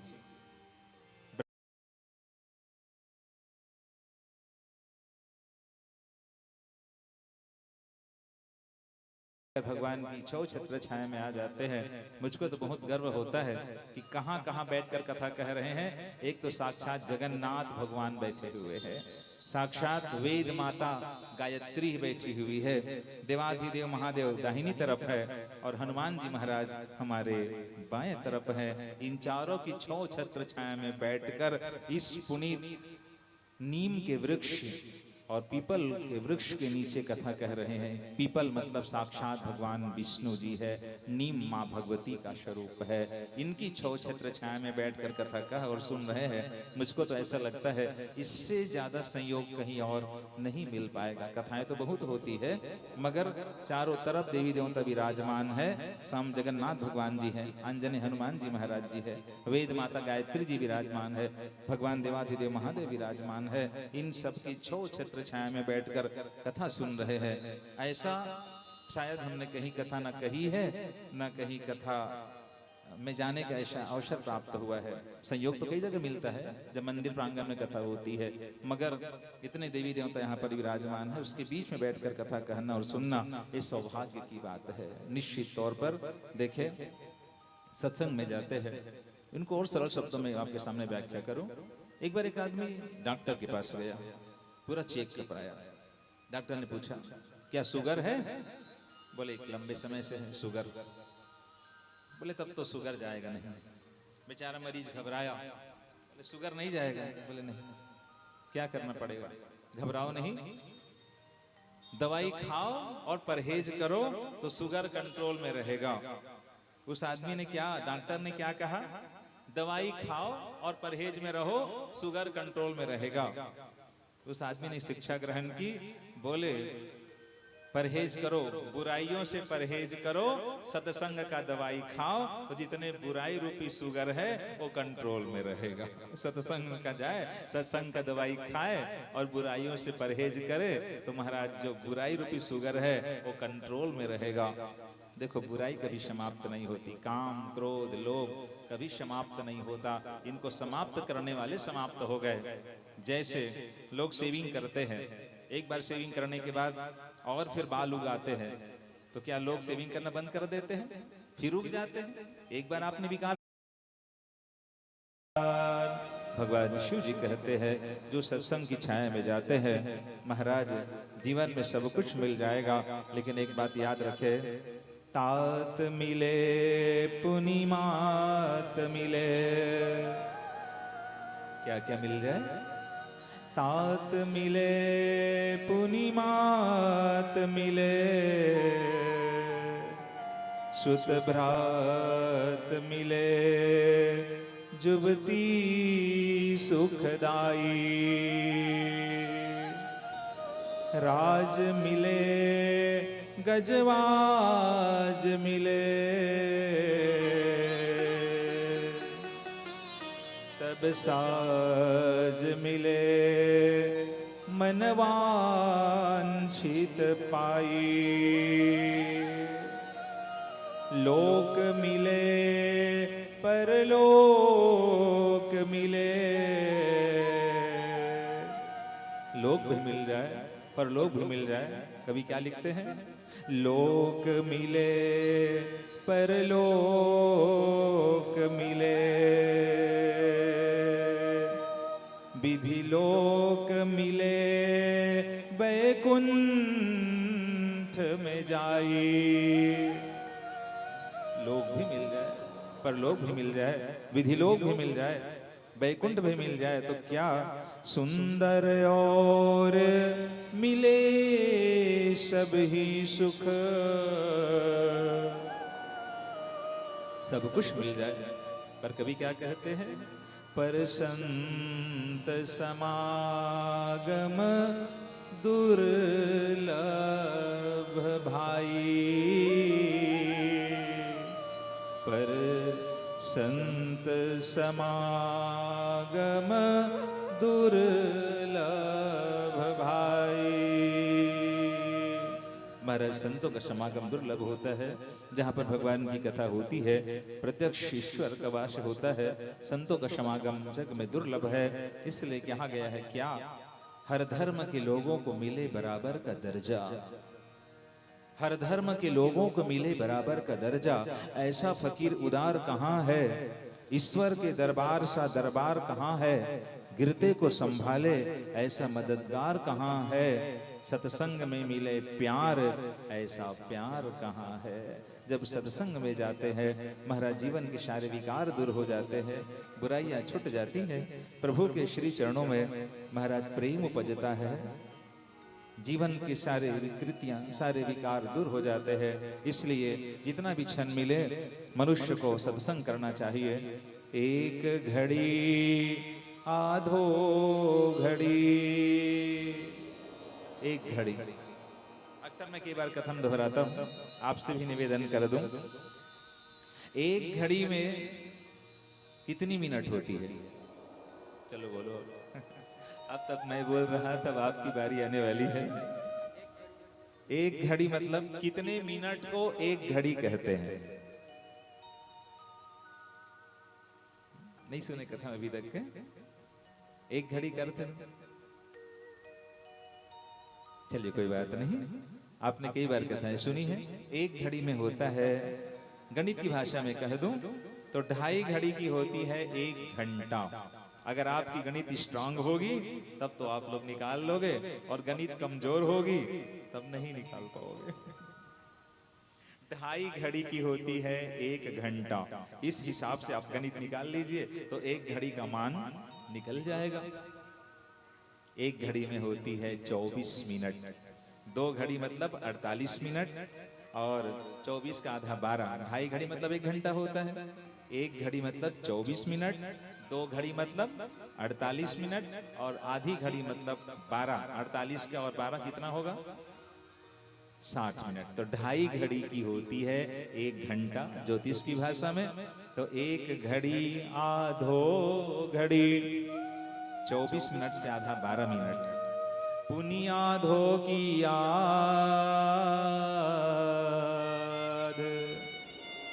6 की आधा 3 मिनट। पुनियाधो की याद, तुलसी चर्चा राम के, कटे कोट अपराध, कटे कोटि अपराध। अगर 3 मिनट के लिए, 6 मिनट के लिए भी हम भगवान की कथा में जाते हैं, जीवन के अनेक महाराज अपराध समाप्त हो जाते हैं, बुराइयां विकृतियां दूर हो जाती है। इसलिए कहा गया है सत्संग मनुष्य को जरूर करना चाहिए। जितना क्षण हम सत्संग में बिताते हैं वही हमारे जीवन का असली क्षण होता है। शेष जीवन महाराज पशुवत बीत ही जाता है। इसलिए हमें चाहिए जितना क्षण मिलता है, जितना पल मिलता है, जितना समय मिलता है, सदुपयोग करे, अच्छी चर्चा करे। निरर्थक चर्चा कर कोई लाभ नहीं होता है, अपनी वाणी ही व्यर्थ जाती है। मौन रह जाना ज्यादा सार्थक है। व्यर्थ की बातें करने की अपेक्षा मौन रहना और मौन रह करके सत्संग की छाया में रहना ज्यादा लाभप्रद है। इसलिए महाराज वर्णन करते हुए कहते हैं जितना हो सके सत्संग करे, सत्संग करते जाए, करत करत अभ्यास के जड़मति होत सुजा। करते रहे, अभ्यास करते रहे, भगवान के पास जाते रहे। ध्यान आएगा उनको कभी ना कभी, भक्त पाएगा उनको कभी ना कभी। ऐसा विश्वास मन में जगाते चलो, कृष्ण गोविंद गोपाल गाते चलो। मन में जरूर विश्वास रखे, प्रभु कभी तो आपकी नजर मेरी तरफ पड़ेगी। आपके दर में रोज आता हूँ। महाराज सत्संग में जाए तो एक नियम बना ले, और मैं व्यासपीठ से बैठकर आपसे निवेदन कर रहा हूँ, अगर जीवन में भगवान को पाने के लिए एक नियम फॉलो करे, सिर्फ एक नियम, ज्यादा कुछ नहीं। वैसे आपके बहुत करीब के हूं मैं, अपने जीवन का वैसे गोपनीय बात किसी को बतानी नहीं चाहिए। एक नियम फॉलो मैंने किया है और उसका प्रत्यक्ष लाभ मुझको मिला भी है।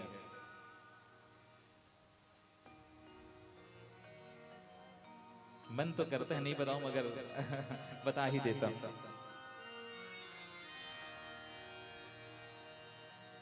मैं नियमित घर में जब रहता हूं, एकदम सुबह पूजा में जाना हो तब बात अलग है, अन्यथा एक नियम मैंने फॉलो किया है। धतूरा का फूल तोड़ने के लिए मैं रोज जाता हूं और जब तक फूल तोड़ करके मैं भगवान को समर्पित ना कर लूं, और जिस दिन नहीं जाता हूं धतूरा फूल, उसमें दो लाभ होता है। एक मॉर्निंग वॉक होती है मेरी, और धतूरा का फूल तोड़ करके लाता हूं, चाहे वो पूर्व आंगर में हो धतूरा फूल है, लेकिन पक्का मैं कोशिश यही करता हूँ, मॉर्निंग वॉक जाता हूँ, धतूरा का फूल तोड़ लेता हूँ। और जिस दिन मॉर्निंग वॉक पर धतूरा का फूल नहीं होता, मुझको ऐसा लगता है कि आज मैंने क्या भूल गया, क्या छूट गया, ऐसे कुछ मैंने मुझसे कुछ गलती हो गई क्या। तो एक नियम आप भी बना ले भगवान को प्राप्त करने के लिए, चाहे मंदिर जाने का नियम बना ले, रोज भगवान शिव जी को जल चढ़ाऊंगा, यही नियम बना ले। और एक आध दिन कहीं मत जाओ, ईमानदारी के साथ बताओ, आपका मन बार बार जाएगा कि नहीं जाएगा? अरे आज मैं मंदिर नहीं गया, आज मैं जल नहीं चढ़ाया भगवान को, आज मैं फूल नहीं तोड़ा भगवान के लिए। एक नियम जरूर बनाए, कोई ना कोई एक नियम भगवान को प्राप्त करने के लिए अगर बना लेते हैं, किसी दिन वो छूट जाता है, बार बार ध्यान उधर जाता है, बार बार ध्यान जाता है कि आज मैंने जल नहीं चढ़ाया भगवान को, आज मैंने फूल नहीं तोड़ा भगवान के लिए। उस समय महाराज हम अगर भूल जाए तो भगवान याद कर लेंगे, अरे जीव कोई बात नहीं, तू अनवरत करता है रे, एक दिन अगर भूल गया उसकी परिपूर्ति मैं कर दूंगा। निश्चित तौर पर प्रेम अन्योनाश्रित होता है। सच्चे मन से अगर भगवान के लिए कोई एक नियम बना लेते हैं भैया, वो कब होगा? जब हम सत्संग में जाएंगे, सद्बुद्धि जागृत होगी, विवेक जागृत होगा, तभी भगवान की ओर कदम बढ़ा पाएंगे। सत्संग में जाने से एक नहीं अनेकों लाभ है, इसलिए कहा गया है जितना पल मिले, जितना क्षण मिले, भगवान की छो छत्र छाया में रहकर अपने मन को अच्छे विचारों से भरे रहे। अन्यथा हम आप सबकी एक कमजोरी है, हमारी भी वही कमजोरी है जो आपकी कमजोरी है। समय मिलता है मोबाइल लेकर बैठ जाते हैं सभी लोग, और अधिकांश लोगों के हाथ में मोबाइल होती है, हम लोग मोबाइल ज्यादा इस्तेमाल करते हैं बजाय सत्संग की। ऐसी बात है दुखों का डेरा, भूल जा जगत का वैभव, ये जग है दुखों का डेरा। सती संग है ज्ञान सरोवर,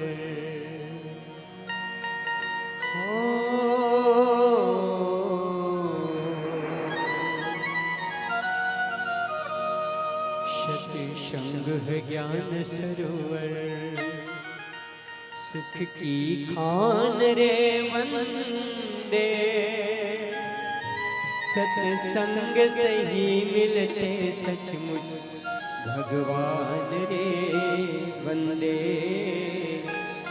भगवान रे वंदे। सत्संग है ज्ञान सरोवर, सुख की खान रे बंदे, सत्संग नहीं मिलते सचमुच भगवान रे बंदे, भगवान रे बंदे। सत्संग है ज्ञान सरोवर, सत्संग है ज्ञान सरोवर, सुख की खान रे बंदे, सत्संग से मिलते सचमुच भगवान रे बंदे, भगवान रे बंदे। सत्संग है ज्ञान सरोवर, सत्संग है ज्ञान सरोवर, सुख की खान रे बंदे, सत्संग से मिलते सचमुच भगवान रे बंदे, भगवान रे बंदे। सत्संग है ज्ञान सरोवर, सत्संग है ज्ञान सरोवर, सुख की खान रे बंदे, सत्संग से मिलते सचमुच भगवान रे बंदे, भगवान रे बंदे।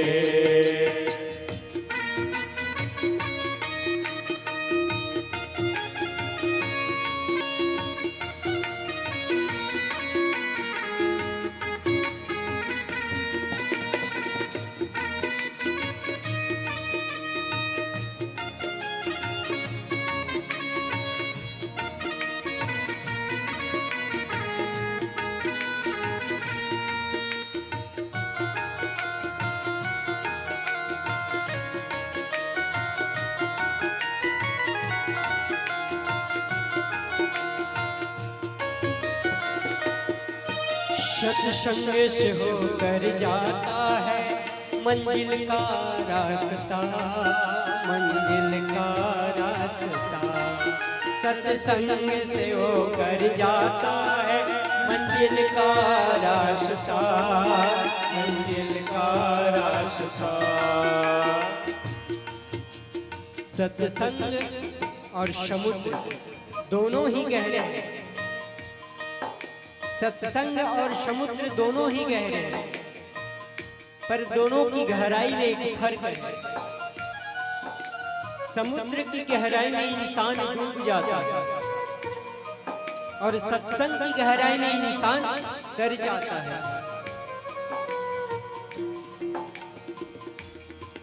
सत्संग से होकर जाता है मंजिल का रास्ता, मंजिल का रास्ता। सत्संग से होकर जाता है मंजिल का रास्ता, मंजिल का रास्ता। इस मंजिल के राही को प्रभु से ही वास्ता, प्रभु से ही वास्ता। इस मंजिल के राही को प्रभु से ही वास्ता, प्रभु से ही वास्ता। सत्संग की बहती गंगा जय हो, सत्संग की बहती गंगा करी स्नान रे बंदे। सत्संग से मिलके सचमुच भगवान रे बंदे, भगवान रे बंदे। सत्संग है ज्ञान सरोवर, सत्संग है ज्ञान सरोवर। सुख की खान है बंदे, सत्संग से मिलते सचमुच भगवान रे बंदे, भगवान रे बंदे। सत्संग है ज्ञान सरोवर।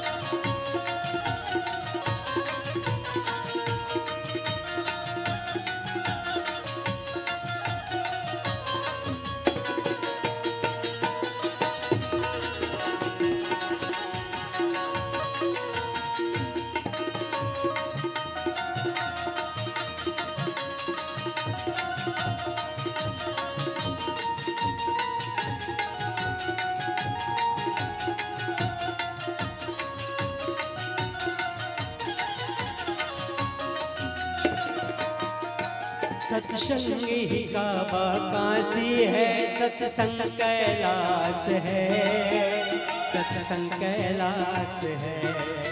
सत्संग ही काबा काशी है, सत्संग कैलाश है, सत्संग कैलाश है। सत्संगी के मन में ही प्रभु जी का वास है, प्रभु जी का वास है। सत्संगी के मन में ही प्रभु जी का वास है, प्रभु जी का वास है।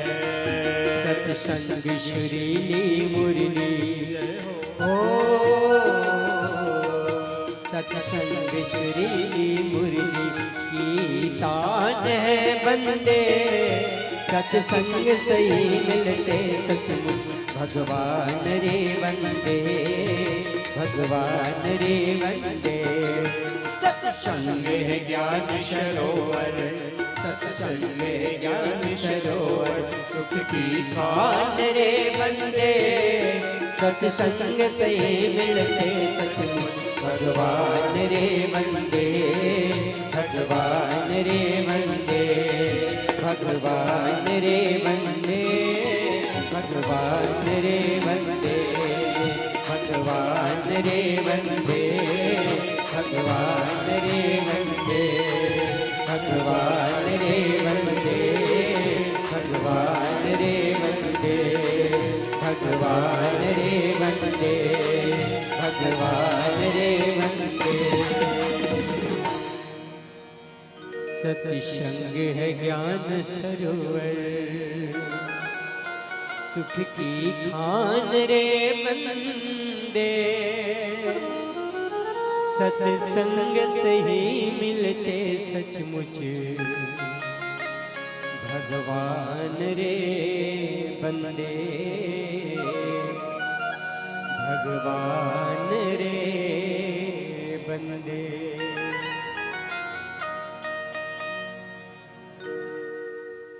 भगवत भक्तों, श्रद्धामयी, करुणामयी, वात्सल्यमयी माता बहनों, प्यारे प्यारे बाल गोपाल, महाराज सुत जी सत्संग महिमा बखान कर लेने के पश्चात भगवान के 24 अवतारों की कथा कहते हैं।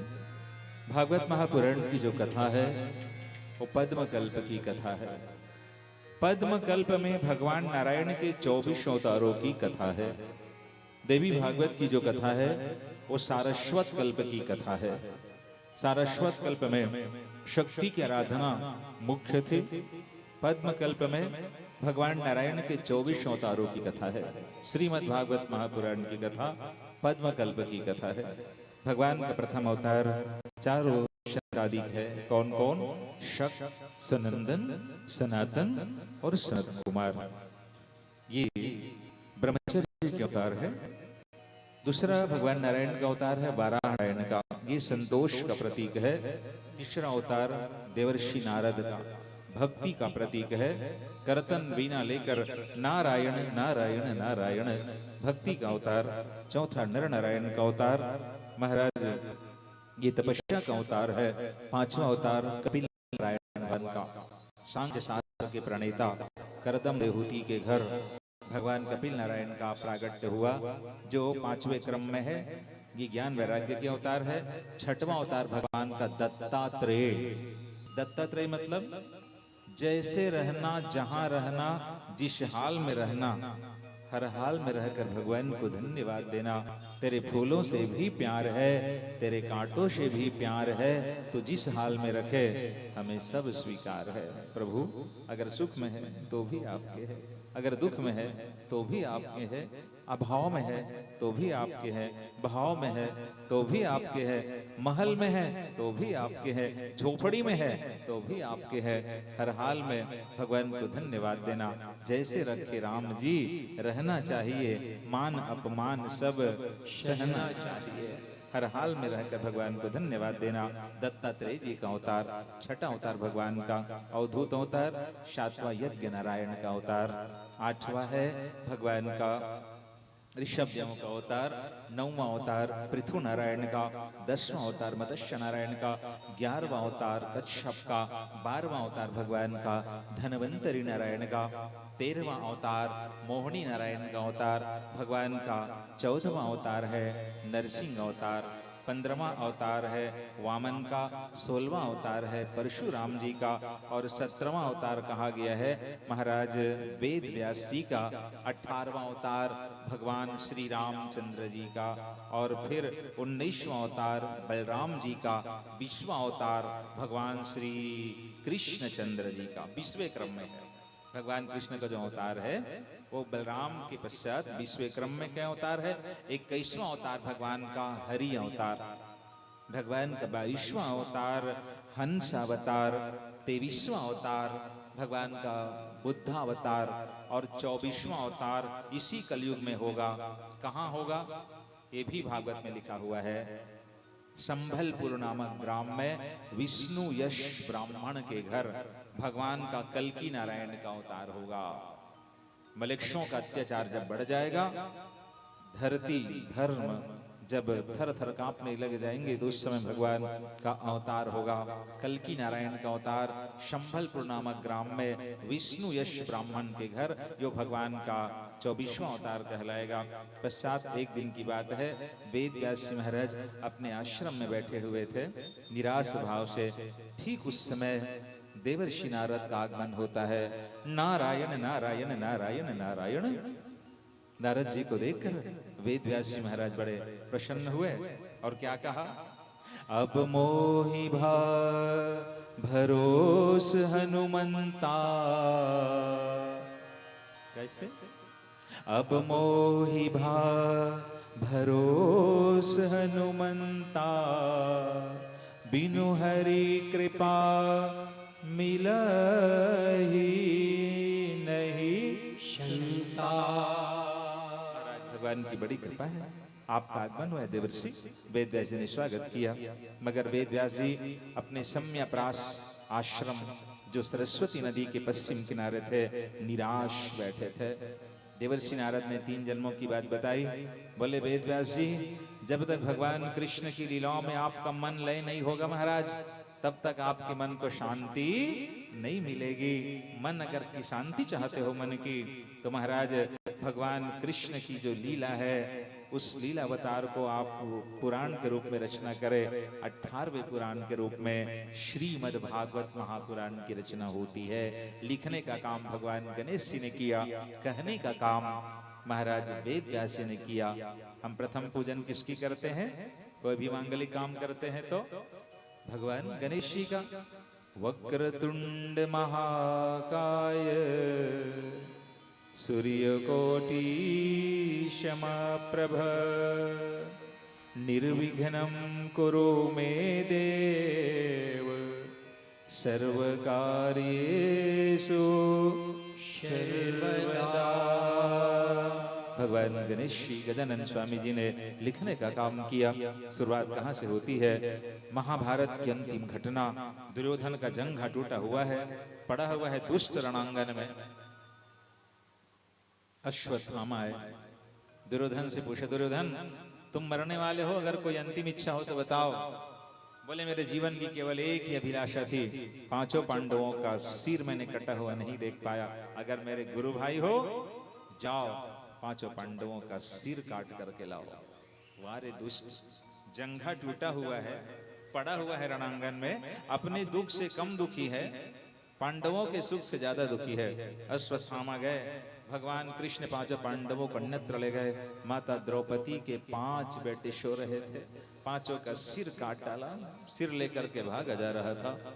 माता द्रौपदी देख लेती है, बेटों का केवल धड़ है, सिर गायब है। माता द्रौपदी चिल्ला करके रोती है। अर्जुन आए, क्या हुआ? बोले महाराज हमारे बेटों का केवल धड़ है, शीश नदारत है।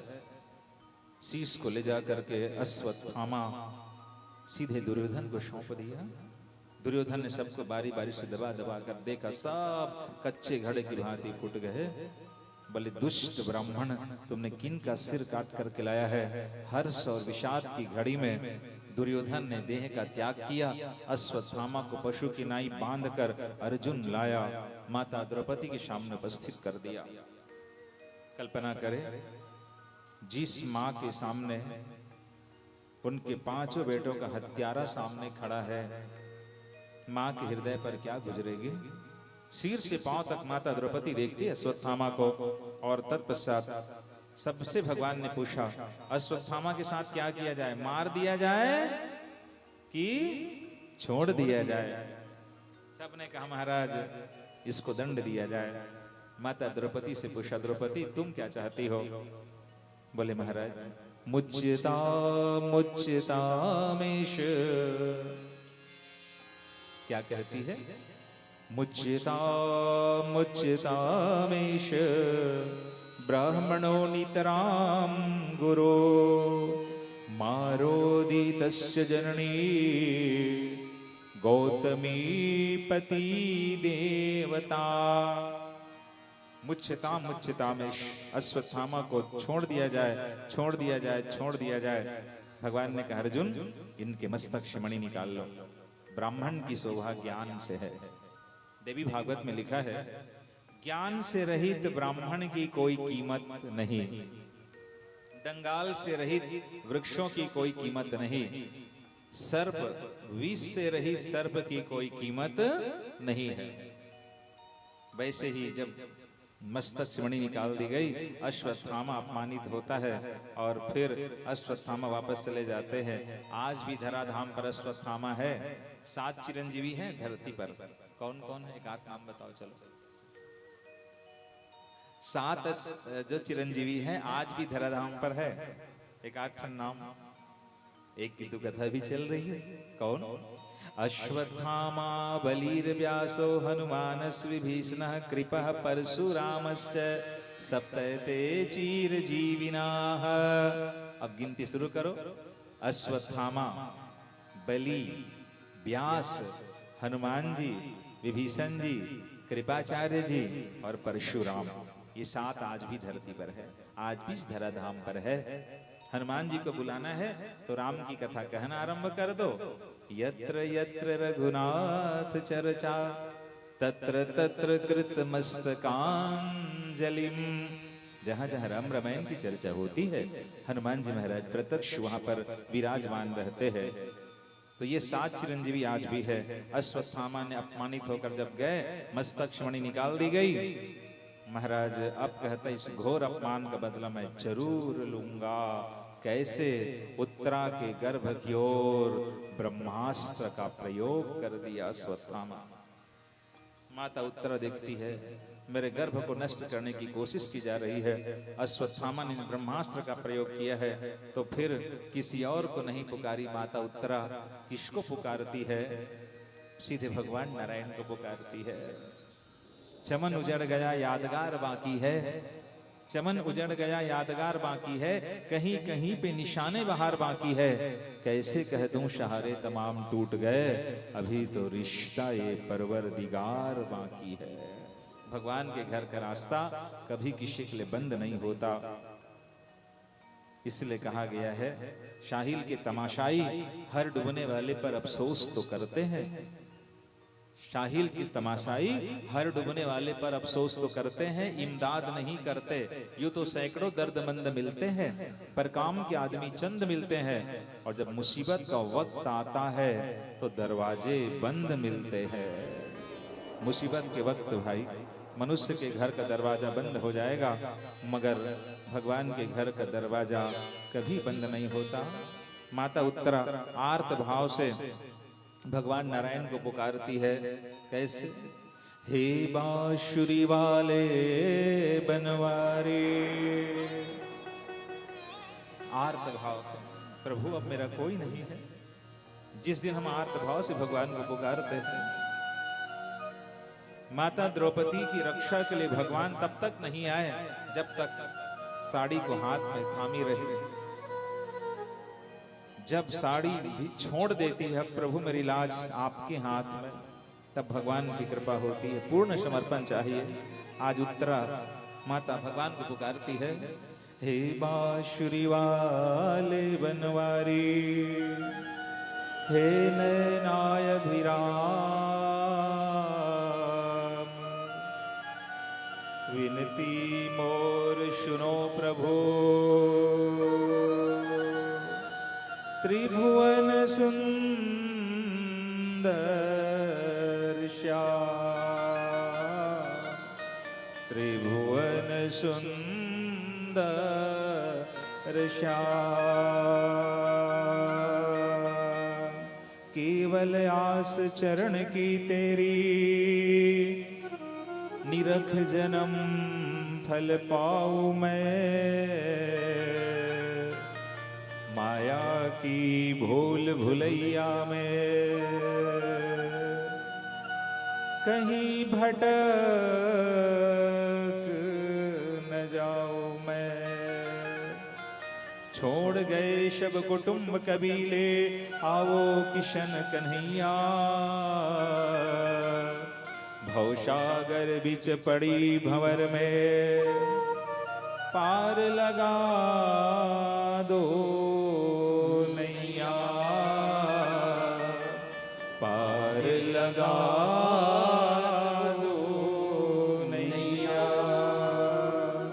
रंग रंगीली दुनिया में तेरा ही रूप समाया, रंग रंगीली दुनिया में तेरा ही रूप समाया। निरंजन आरत की तुम स्वामी, हरि खोजत हरि पाया, हरि खोजत हरि पाया। हे बांसुरी वाले बनवारी, हे नैनाभिराम, विनती मोर सुनो प्रभु, त्रिभुवन सुंदर श्याम, त्रिभुवन सुंदर श्याम। आत्मभाव से, दीन भाव से माता उत्तरा कहती, प्रभु मेरे प्राण ले ले, मगर मेरे गर्भ में जो बालक पल रहा है वो चरित्रवान होगा। कारण कि मां चरित्रवान है, बेटा भी चरित्रवान होगा। माता उत्तरा कहती है, मेरा बेटा है, चरित्रवान बनकर के दिखाएगा, दुनिया में नाम कमाएगा। आर्त भाव से माता उत्तरा पुकारती है। भगवान नारायण ने सुदर्शन चक्र से महाराज राजा परीक्षित की गर्भ में ही रक्षा कर दी। कांटा कांटे से निकलता है, लोहा लोहे को ही काटता है। सुदर्शन चक्र के तेज ने ब्रह्मास्त्र के तेज को शांत कर दी। राजा परीक्षित की गर्भ में रक्षा हो गई। कथा का आध्यात्मिक भाव देखे, परीक्षित कोई और नहीं है मेरे भाई बहन। जब हम सब जीव माँ के गर्भ में रहते हैं, हमारी रक्षा करने वाले केवल परमात्मा है। गर्भ की रक्षा भगवान करते हैं, ईश्वर करते हैं। आज राजा परीक्षित की रक्षा भगवान नारायण ने कर ली। राजा परीक्षित को जीवन दान दिया और भगवान को पुकारने के लिए आवाज कितनी चाहिए। सदगुरु कबीरदास जी की भाषा में देखें क्या कहते हैं। तेज आवाज से की गई प्रार्थना भगवान तक पहुंचे आवश्यक नहीं, मगर आर्त भाव से की गई प्रार्थना, दीन भाव से की गई प्रार्थना भगवान जरूर स्वीकार करते हैं। सजदा मंजूर होता है जब दिल से होती है, पर बात तो ये है ये बड़ी मुश्किल से होती है। सजदा यहां से होनी चाहिए। सदगुरु कबीरदास जी कहते हैं, चीटी की पग नूपुर बाजे वह भी साहिब सुनता है। चीटी के पग में नूपुर की आवाज आए उसको भगवान सुन लेते हैं। आज राजा परीक्षित की रक्षा हो जाती है गर्भ में। बोलिए वृंदावन बिहारी लाल की जय, भागवत महापुराण की जय, श्री कृष्ण चंद्र भगवान की जय। कल मैं निवेदन कर रहा हूँ, कथा बहुत सारी है। कल विश्व पितामह के परम धाम गमन की कथा, पांच पांडवों के शरगरोहण, राजा परीक्षित की कथा, कलयुग को रहने के लिए स्थान, सृष्टि वर्णन, करदम देहूति की कथा। और कल मैं द्विवेदी परिवार से निवेदन करता हूँ, कल शांतकालीन वेला में भगवान शिव जी और माता पार्वती के विवाह की कथा भी होगी। सो कल झांकी के रूप में दो बच्चों को तैयार करेंगे, एक शिव जी के रूप में और एक माता पार्वती के रूप में। शांतकालीन वेला में उत्सव मनाएंगे। भगवान शिव जी और माता पार्वती विवाह की कथा कल शांतकालीन में होगी। अभी मैं निवेदन करूं द्विवेदी परिवार से, एक नारियल निकलवा करके वहां से तोड़वा देंगे नीचे से, और तब तक आरती की थाल सजाए, भगवान की मंगलमय आरती करेंगे। परिस्थिति बस कुछ विलंब हुआ आज, कल 2 बजे से कथा आरंभ होगी। आप सभी कथा रसपान करने के लिए सादर आमंत्रित हैं। आइए सब मिलकर भगवान की मंगलमय आरती करते हैं। आप सब उससे निवेदन है, कृपया प्रसाद लेकर के ही आप सभी घर प्रस्थान करें। कल के लिए सादर आमंत्रण। बोलिए वृंदावन बिहारी लाल की जय, भागवत महापुराण की जय, श्री कृष्ण चंद्र भगवान की जय।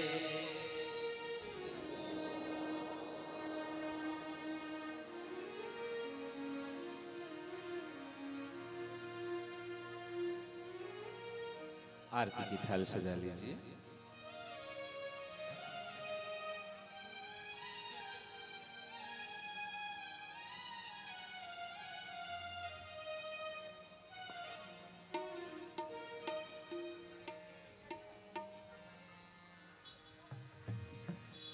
बोलिए वृंदावन बिहारी लाल की जय।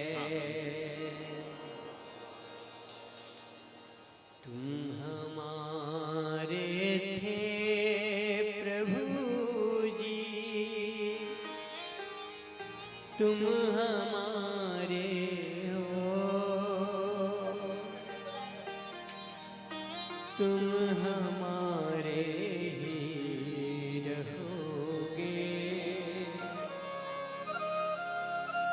ओ मेरे प्रियतम,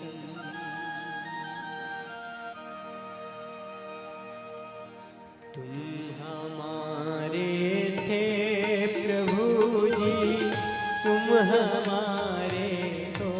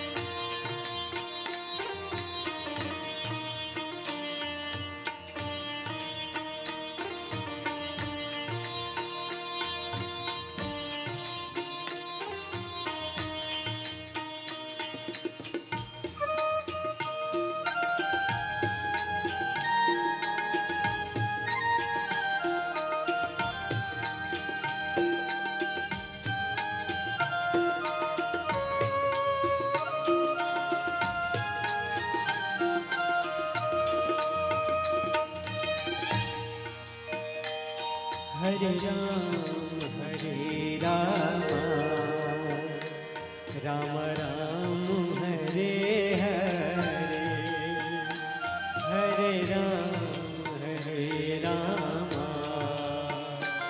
राम राम हरे हरे, हरे राम राम राम हरे हरे, हरे राम राम राम हरे हरे, हरे राम राम राम हरे हरे, हरे राम राम राम हरे हरे, हरे राम राम राम हरे हरे, हरे राम राम राम हरे हरे, हरे कृष्ण कृष्ण कृष्ण हरे हरे, हरे कृष्ण कृष्ण कृष्ण हरे हरे, हरे राम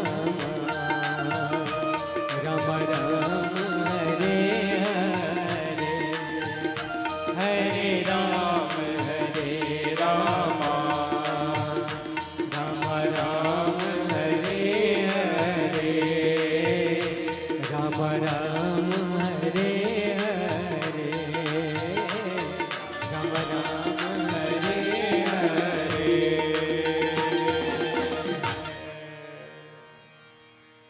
बोले सियावर रामचंद्र की। जय। आरती के लिए व्यासपीठ के सम्मुख आ जाए। पूरे परिवार, समस्त द्विवेदी परिवार सब मिलकर के आइए, भगवान की आरती करते हैं। पूरा परिवार व्यासपीठ के सम्मुख आए, पूरे परिवार करते हैं।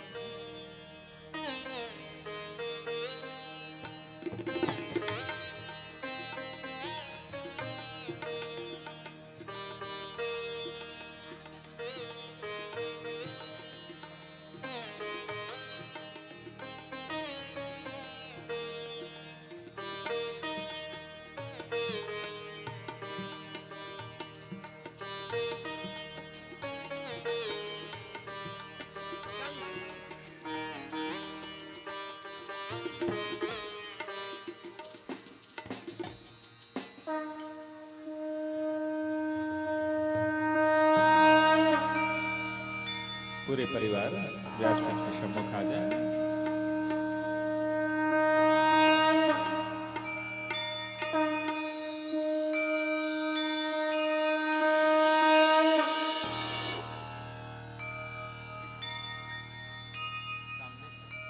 अगर सामने से करे तो पूरा पूरा परिवार मिलकर कर सकते हैं।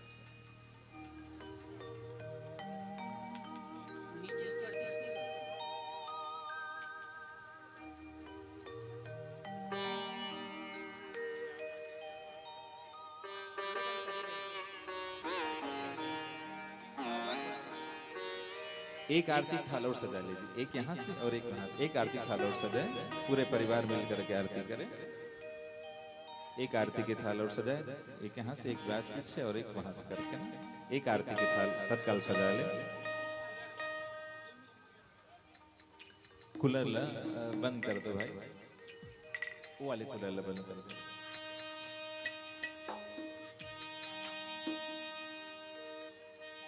आइए सभी अपने स्थान में खड़े हो जाएंगे।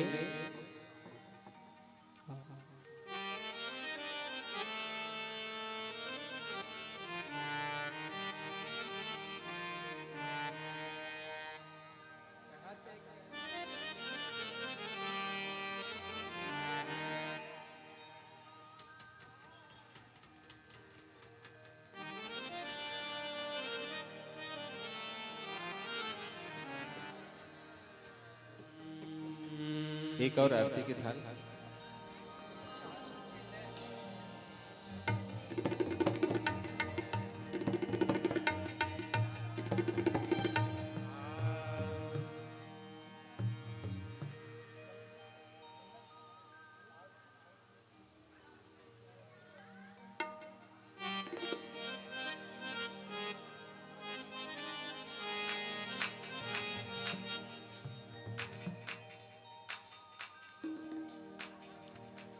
पूरा परिवार मिलकर के भगवान की आरती करें।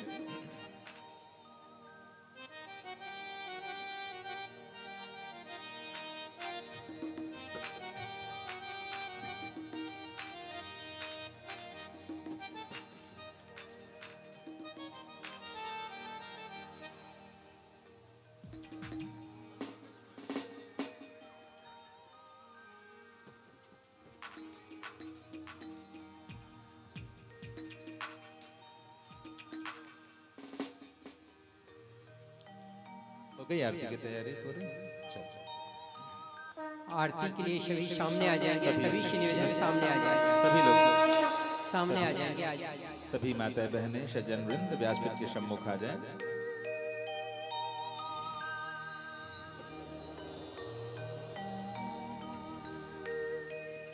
श्री भागवत भगवान की है आरती, पापियों को पाप से है तारती।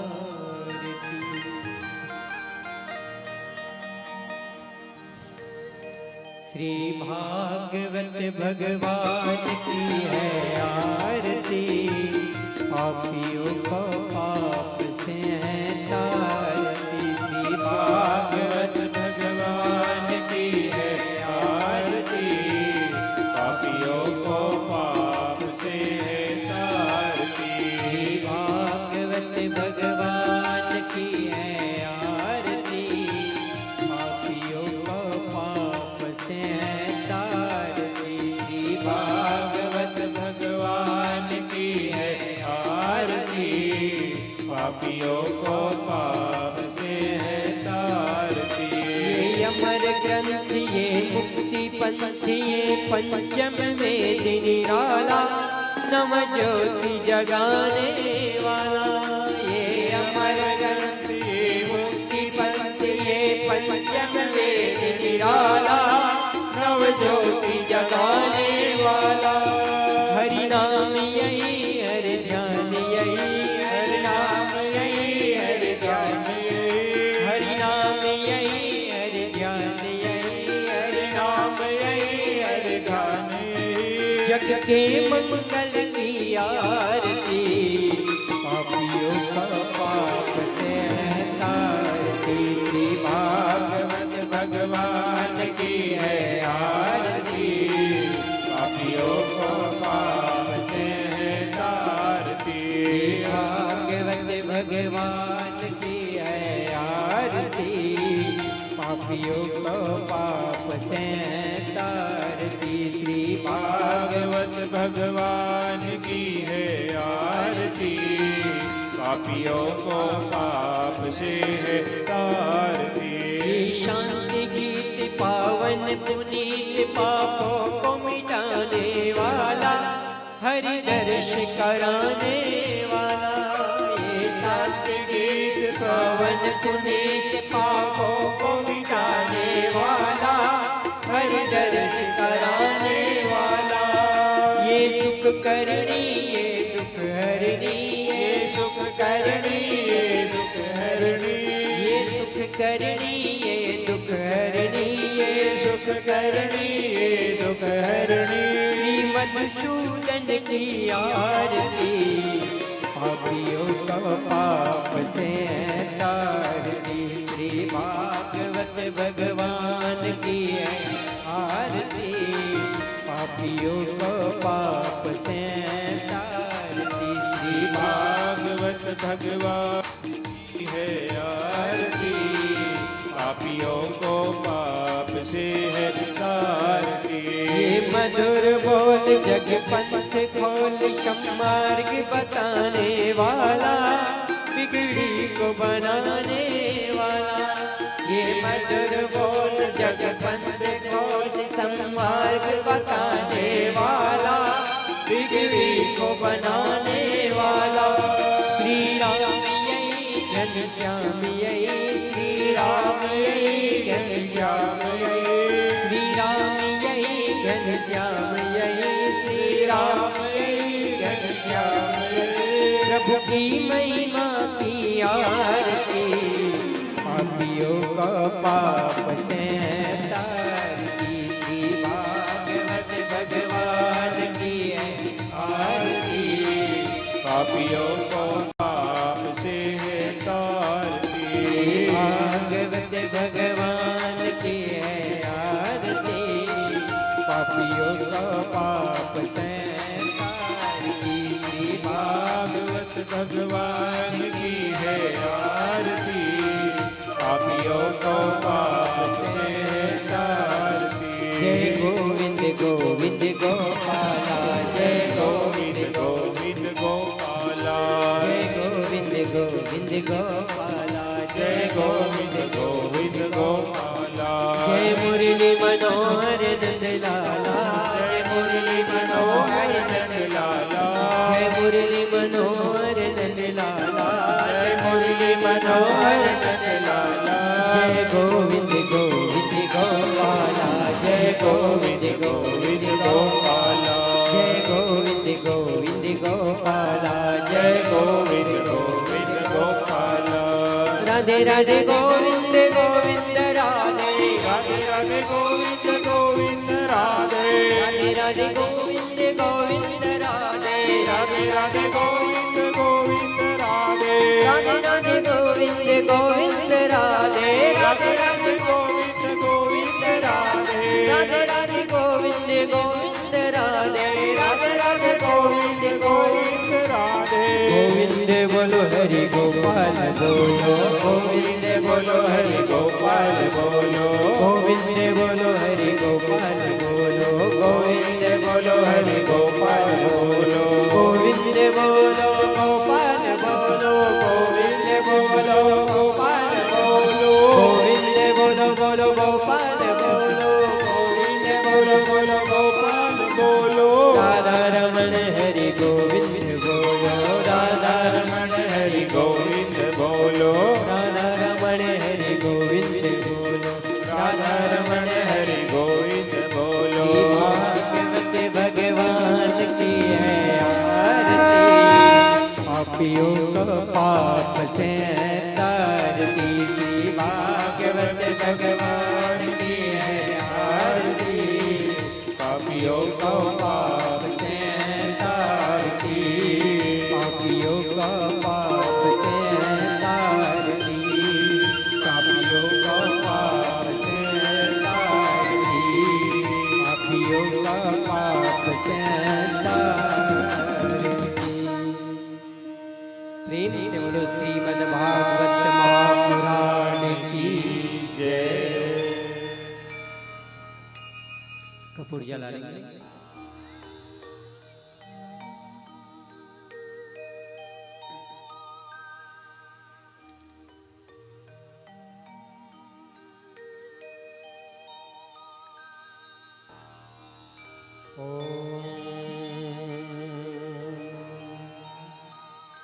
कर्पूर गौरम करुणावतारम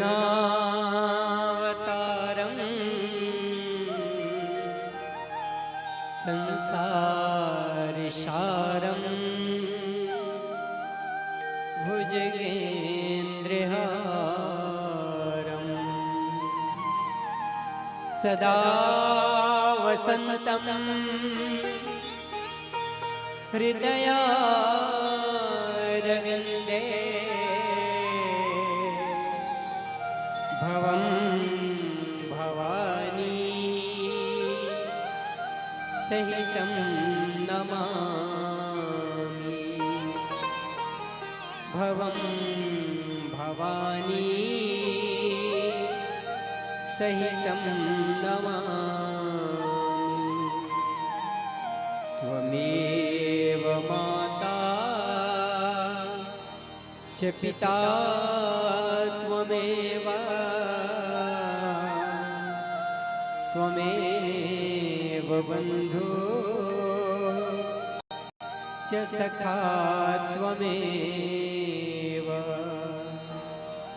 त्वमेव विद्या द्रविणं त्वमेव त्वमेव सर्वं मम देव देव त्वमेव सर्वं मम देव देव। बोले सियावर रामचंद्र की जय।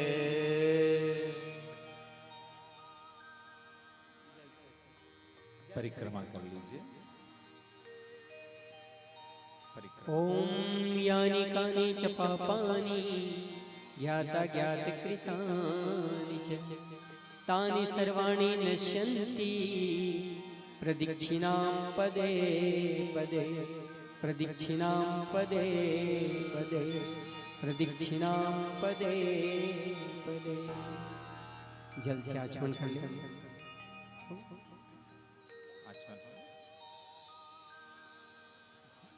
पुष्पांजलि के लिए हाथ में अक्षत और पुष्प रख लेंगे सभी लोग।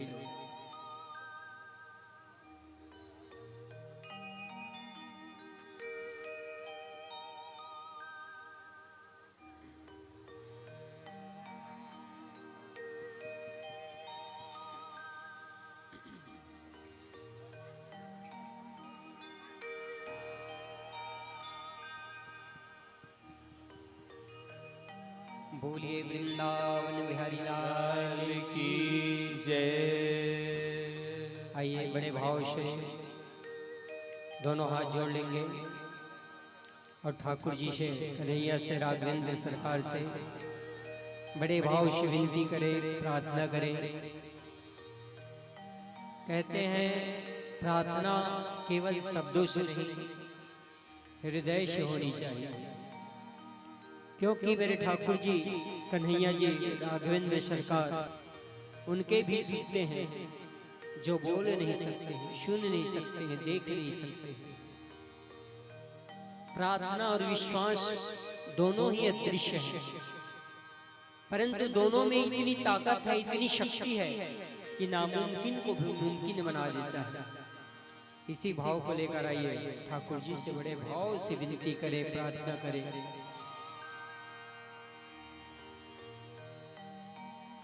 गोविंद मेरी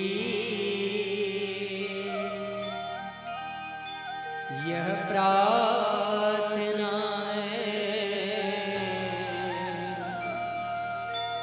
कि भूलो कभी ना मैं नाम तेरा, कि भूलो कभी ना मैं नाम तेरा। निस दिन मैं तो तेरे गीत गाऊं, श्री कृष्ण गोविंद हरे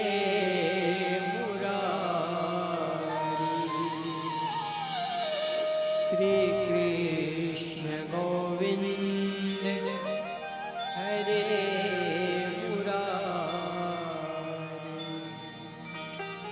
श्री कृष्ण गोविंद हरे मुरारी।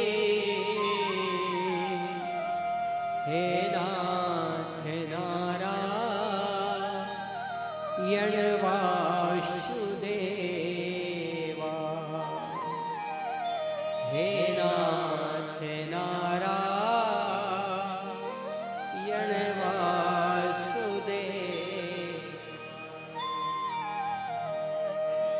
देहांत काले तुम सामने हो, मुरली बजाते मन को लुभाते, मुरली बजाते मन को लुभाते। कहते हुए नाथ यह तन मैं त्यागूं, श्री राम जय राम जय जय दयालु। श्री राम जय राम जय जय दयालु। श्री राम जय राम जय जय दयालु। श्री राम जय राम जय जय कृपालु। श्री राम जय राम जय जय कृपालु।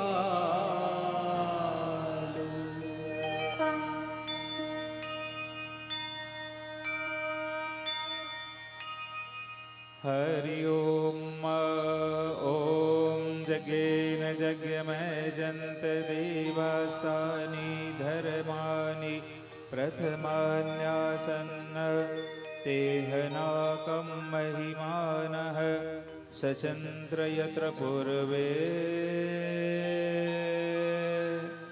साध्या सन्ति देवा।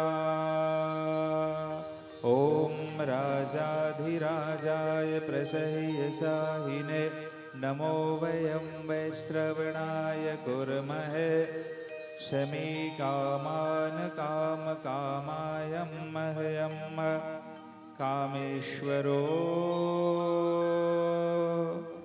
वैश्रवणो ददातु कुबेराय वैश्रवणाय महाराजाय नमः। मंत्रहीनं क्रियाहीनं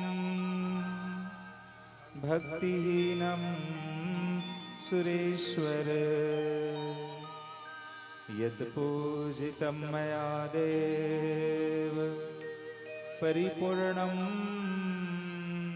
तदस्तु मे। आवाहनं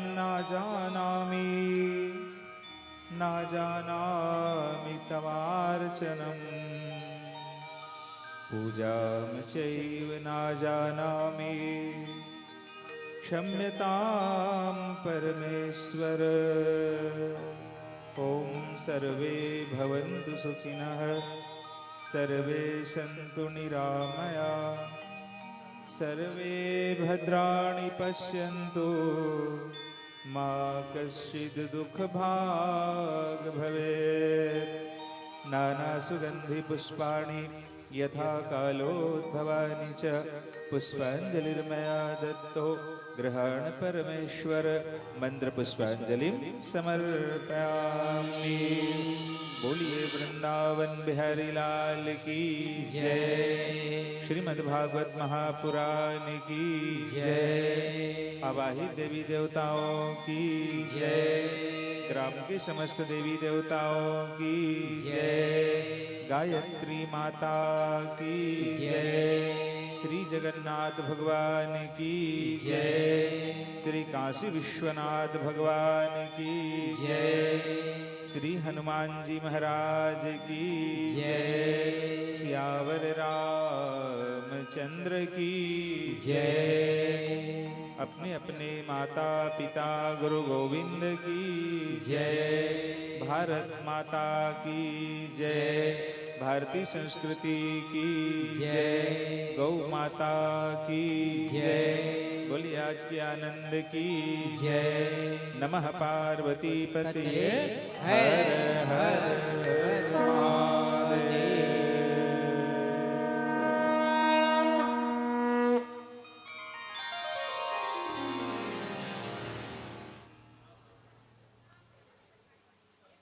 आप सबों से निवेदन है, सज्जनों से, माता बहनों से, कृपया प्रसाद लेकर के ही घर प्रस्थान करेंगे।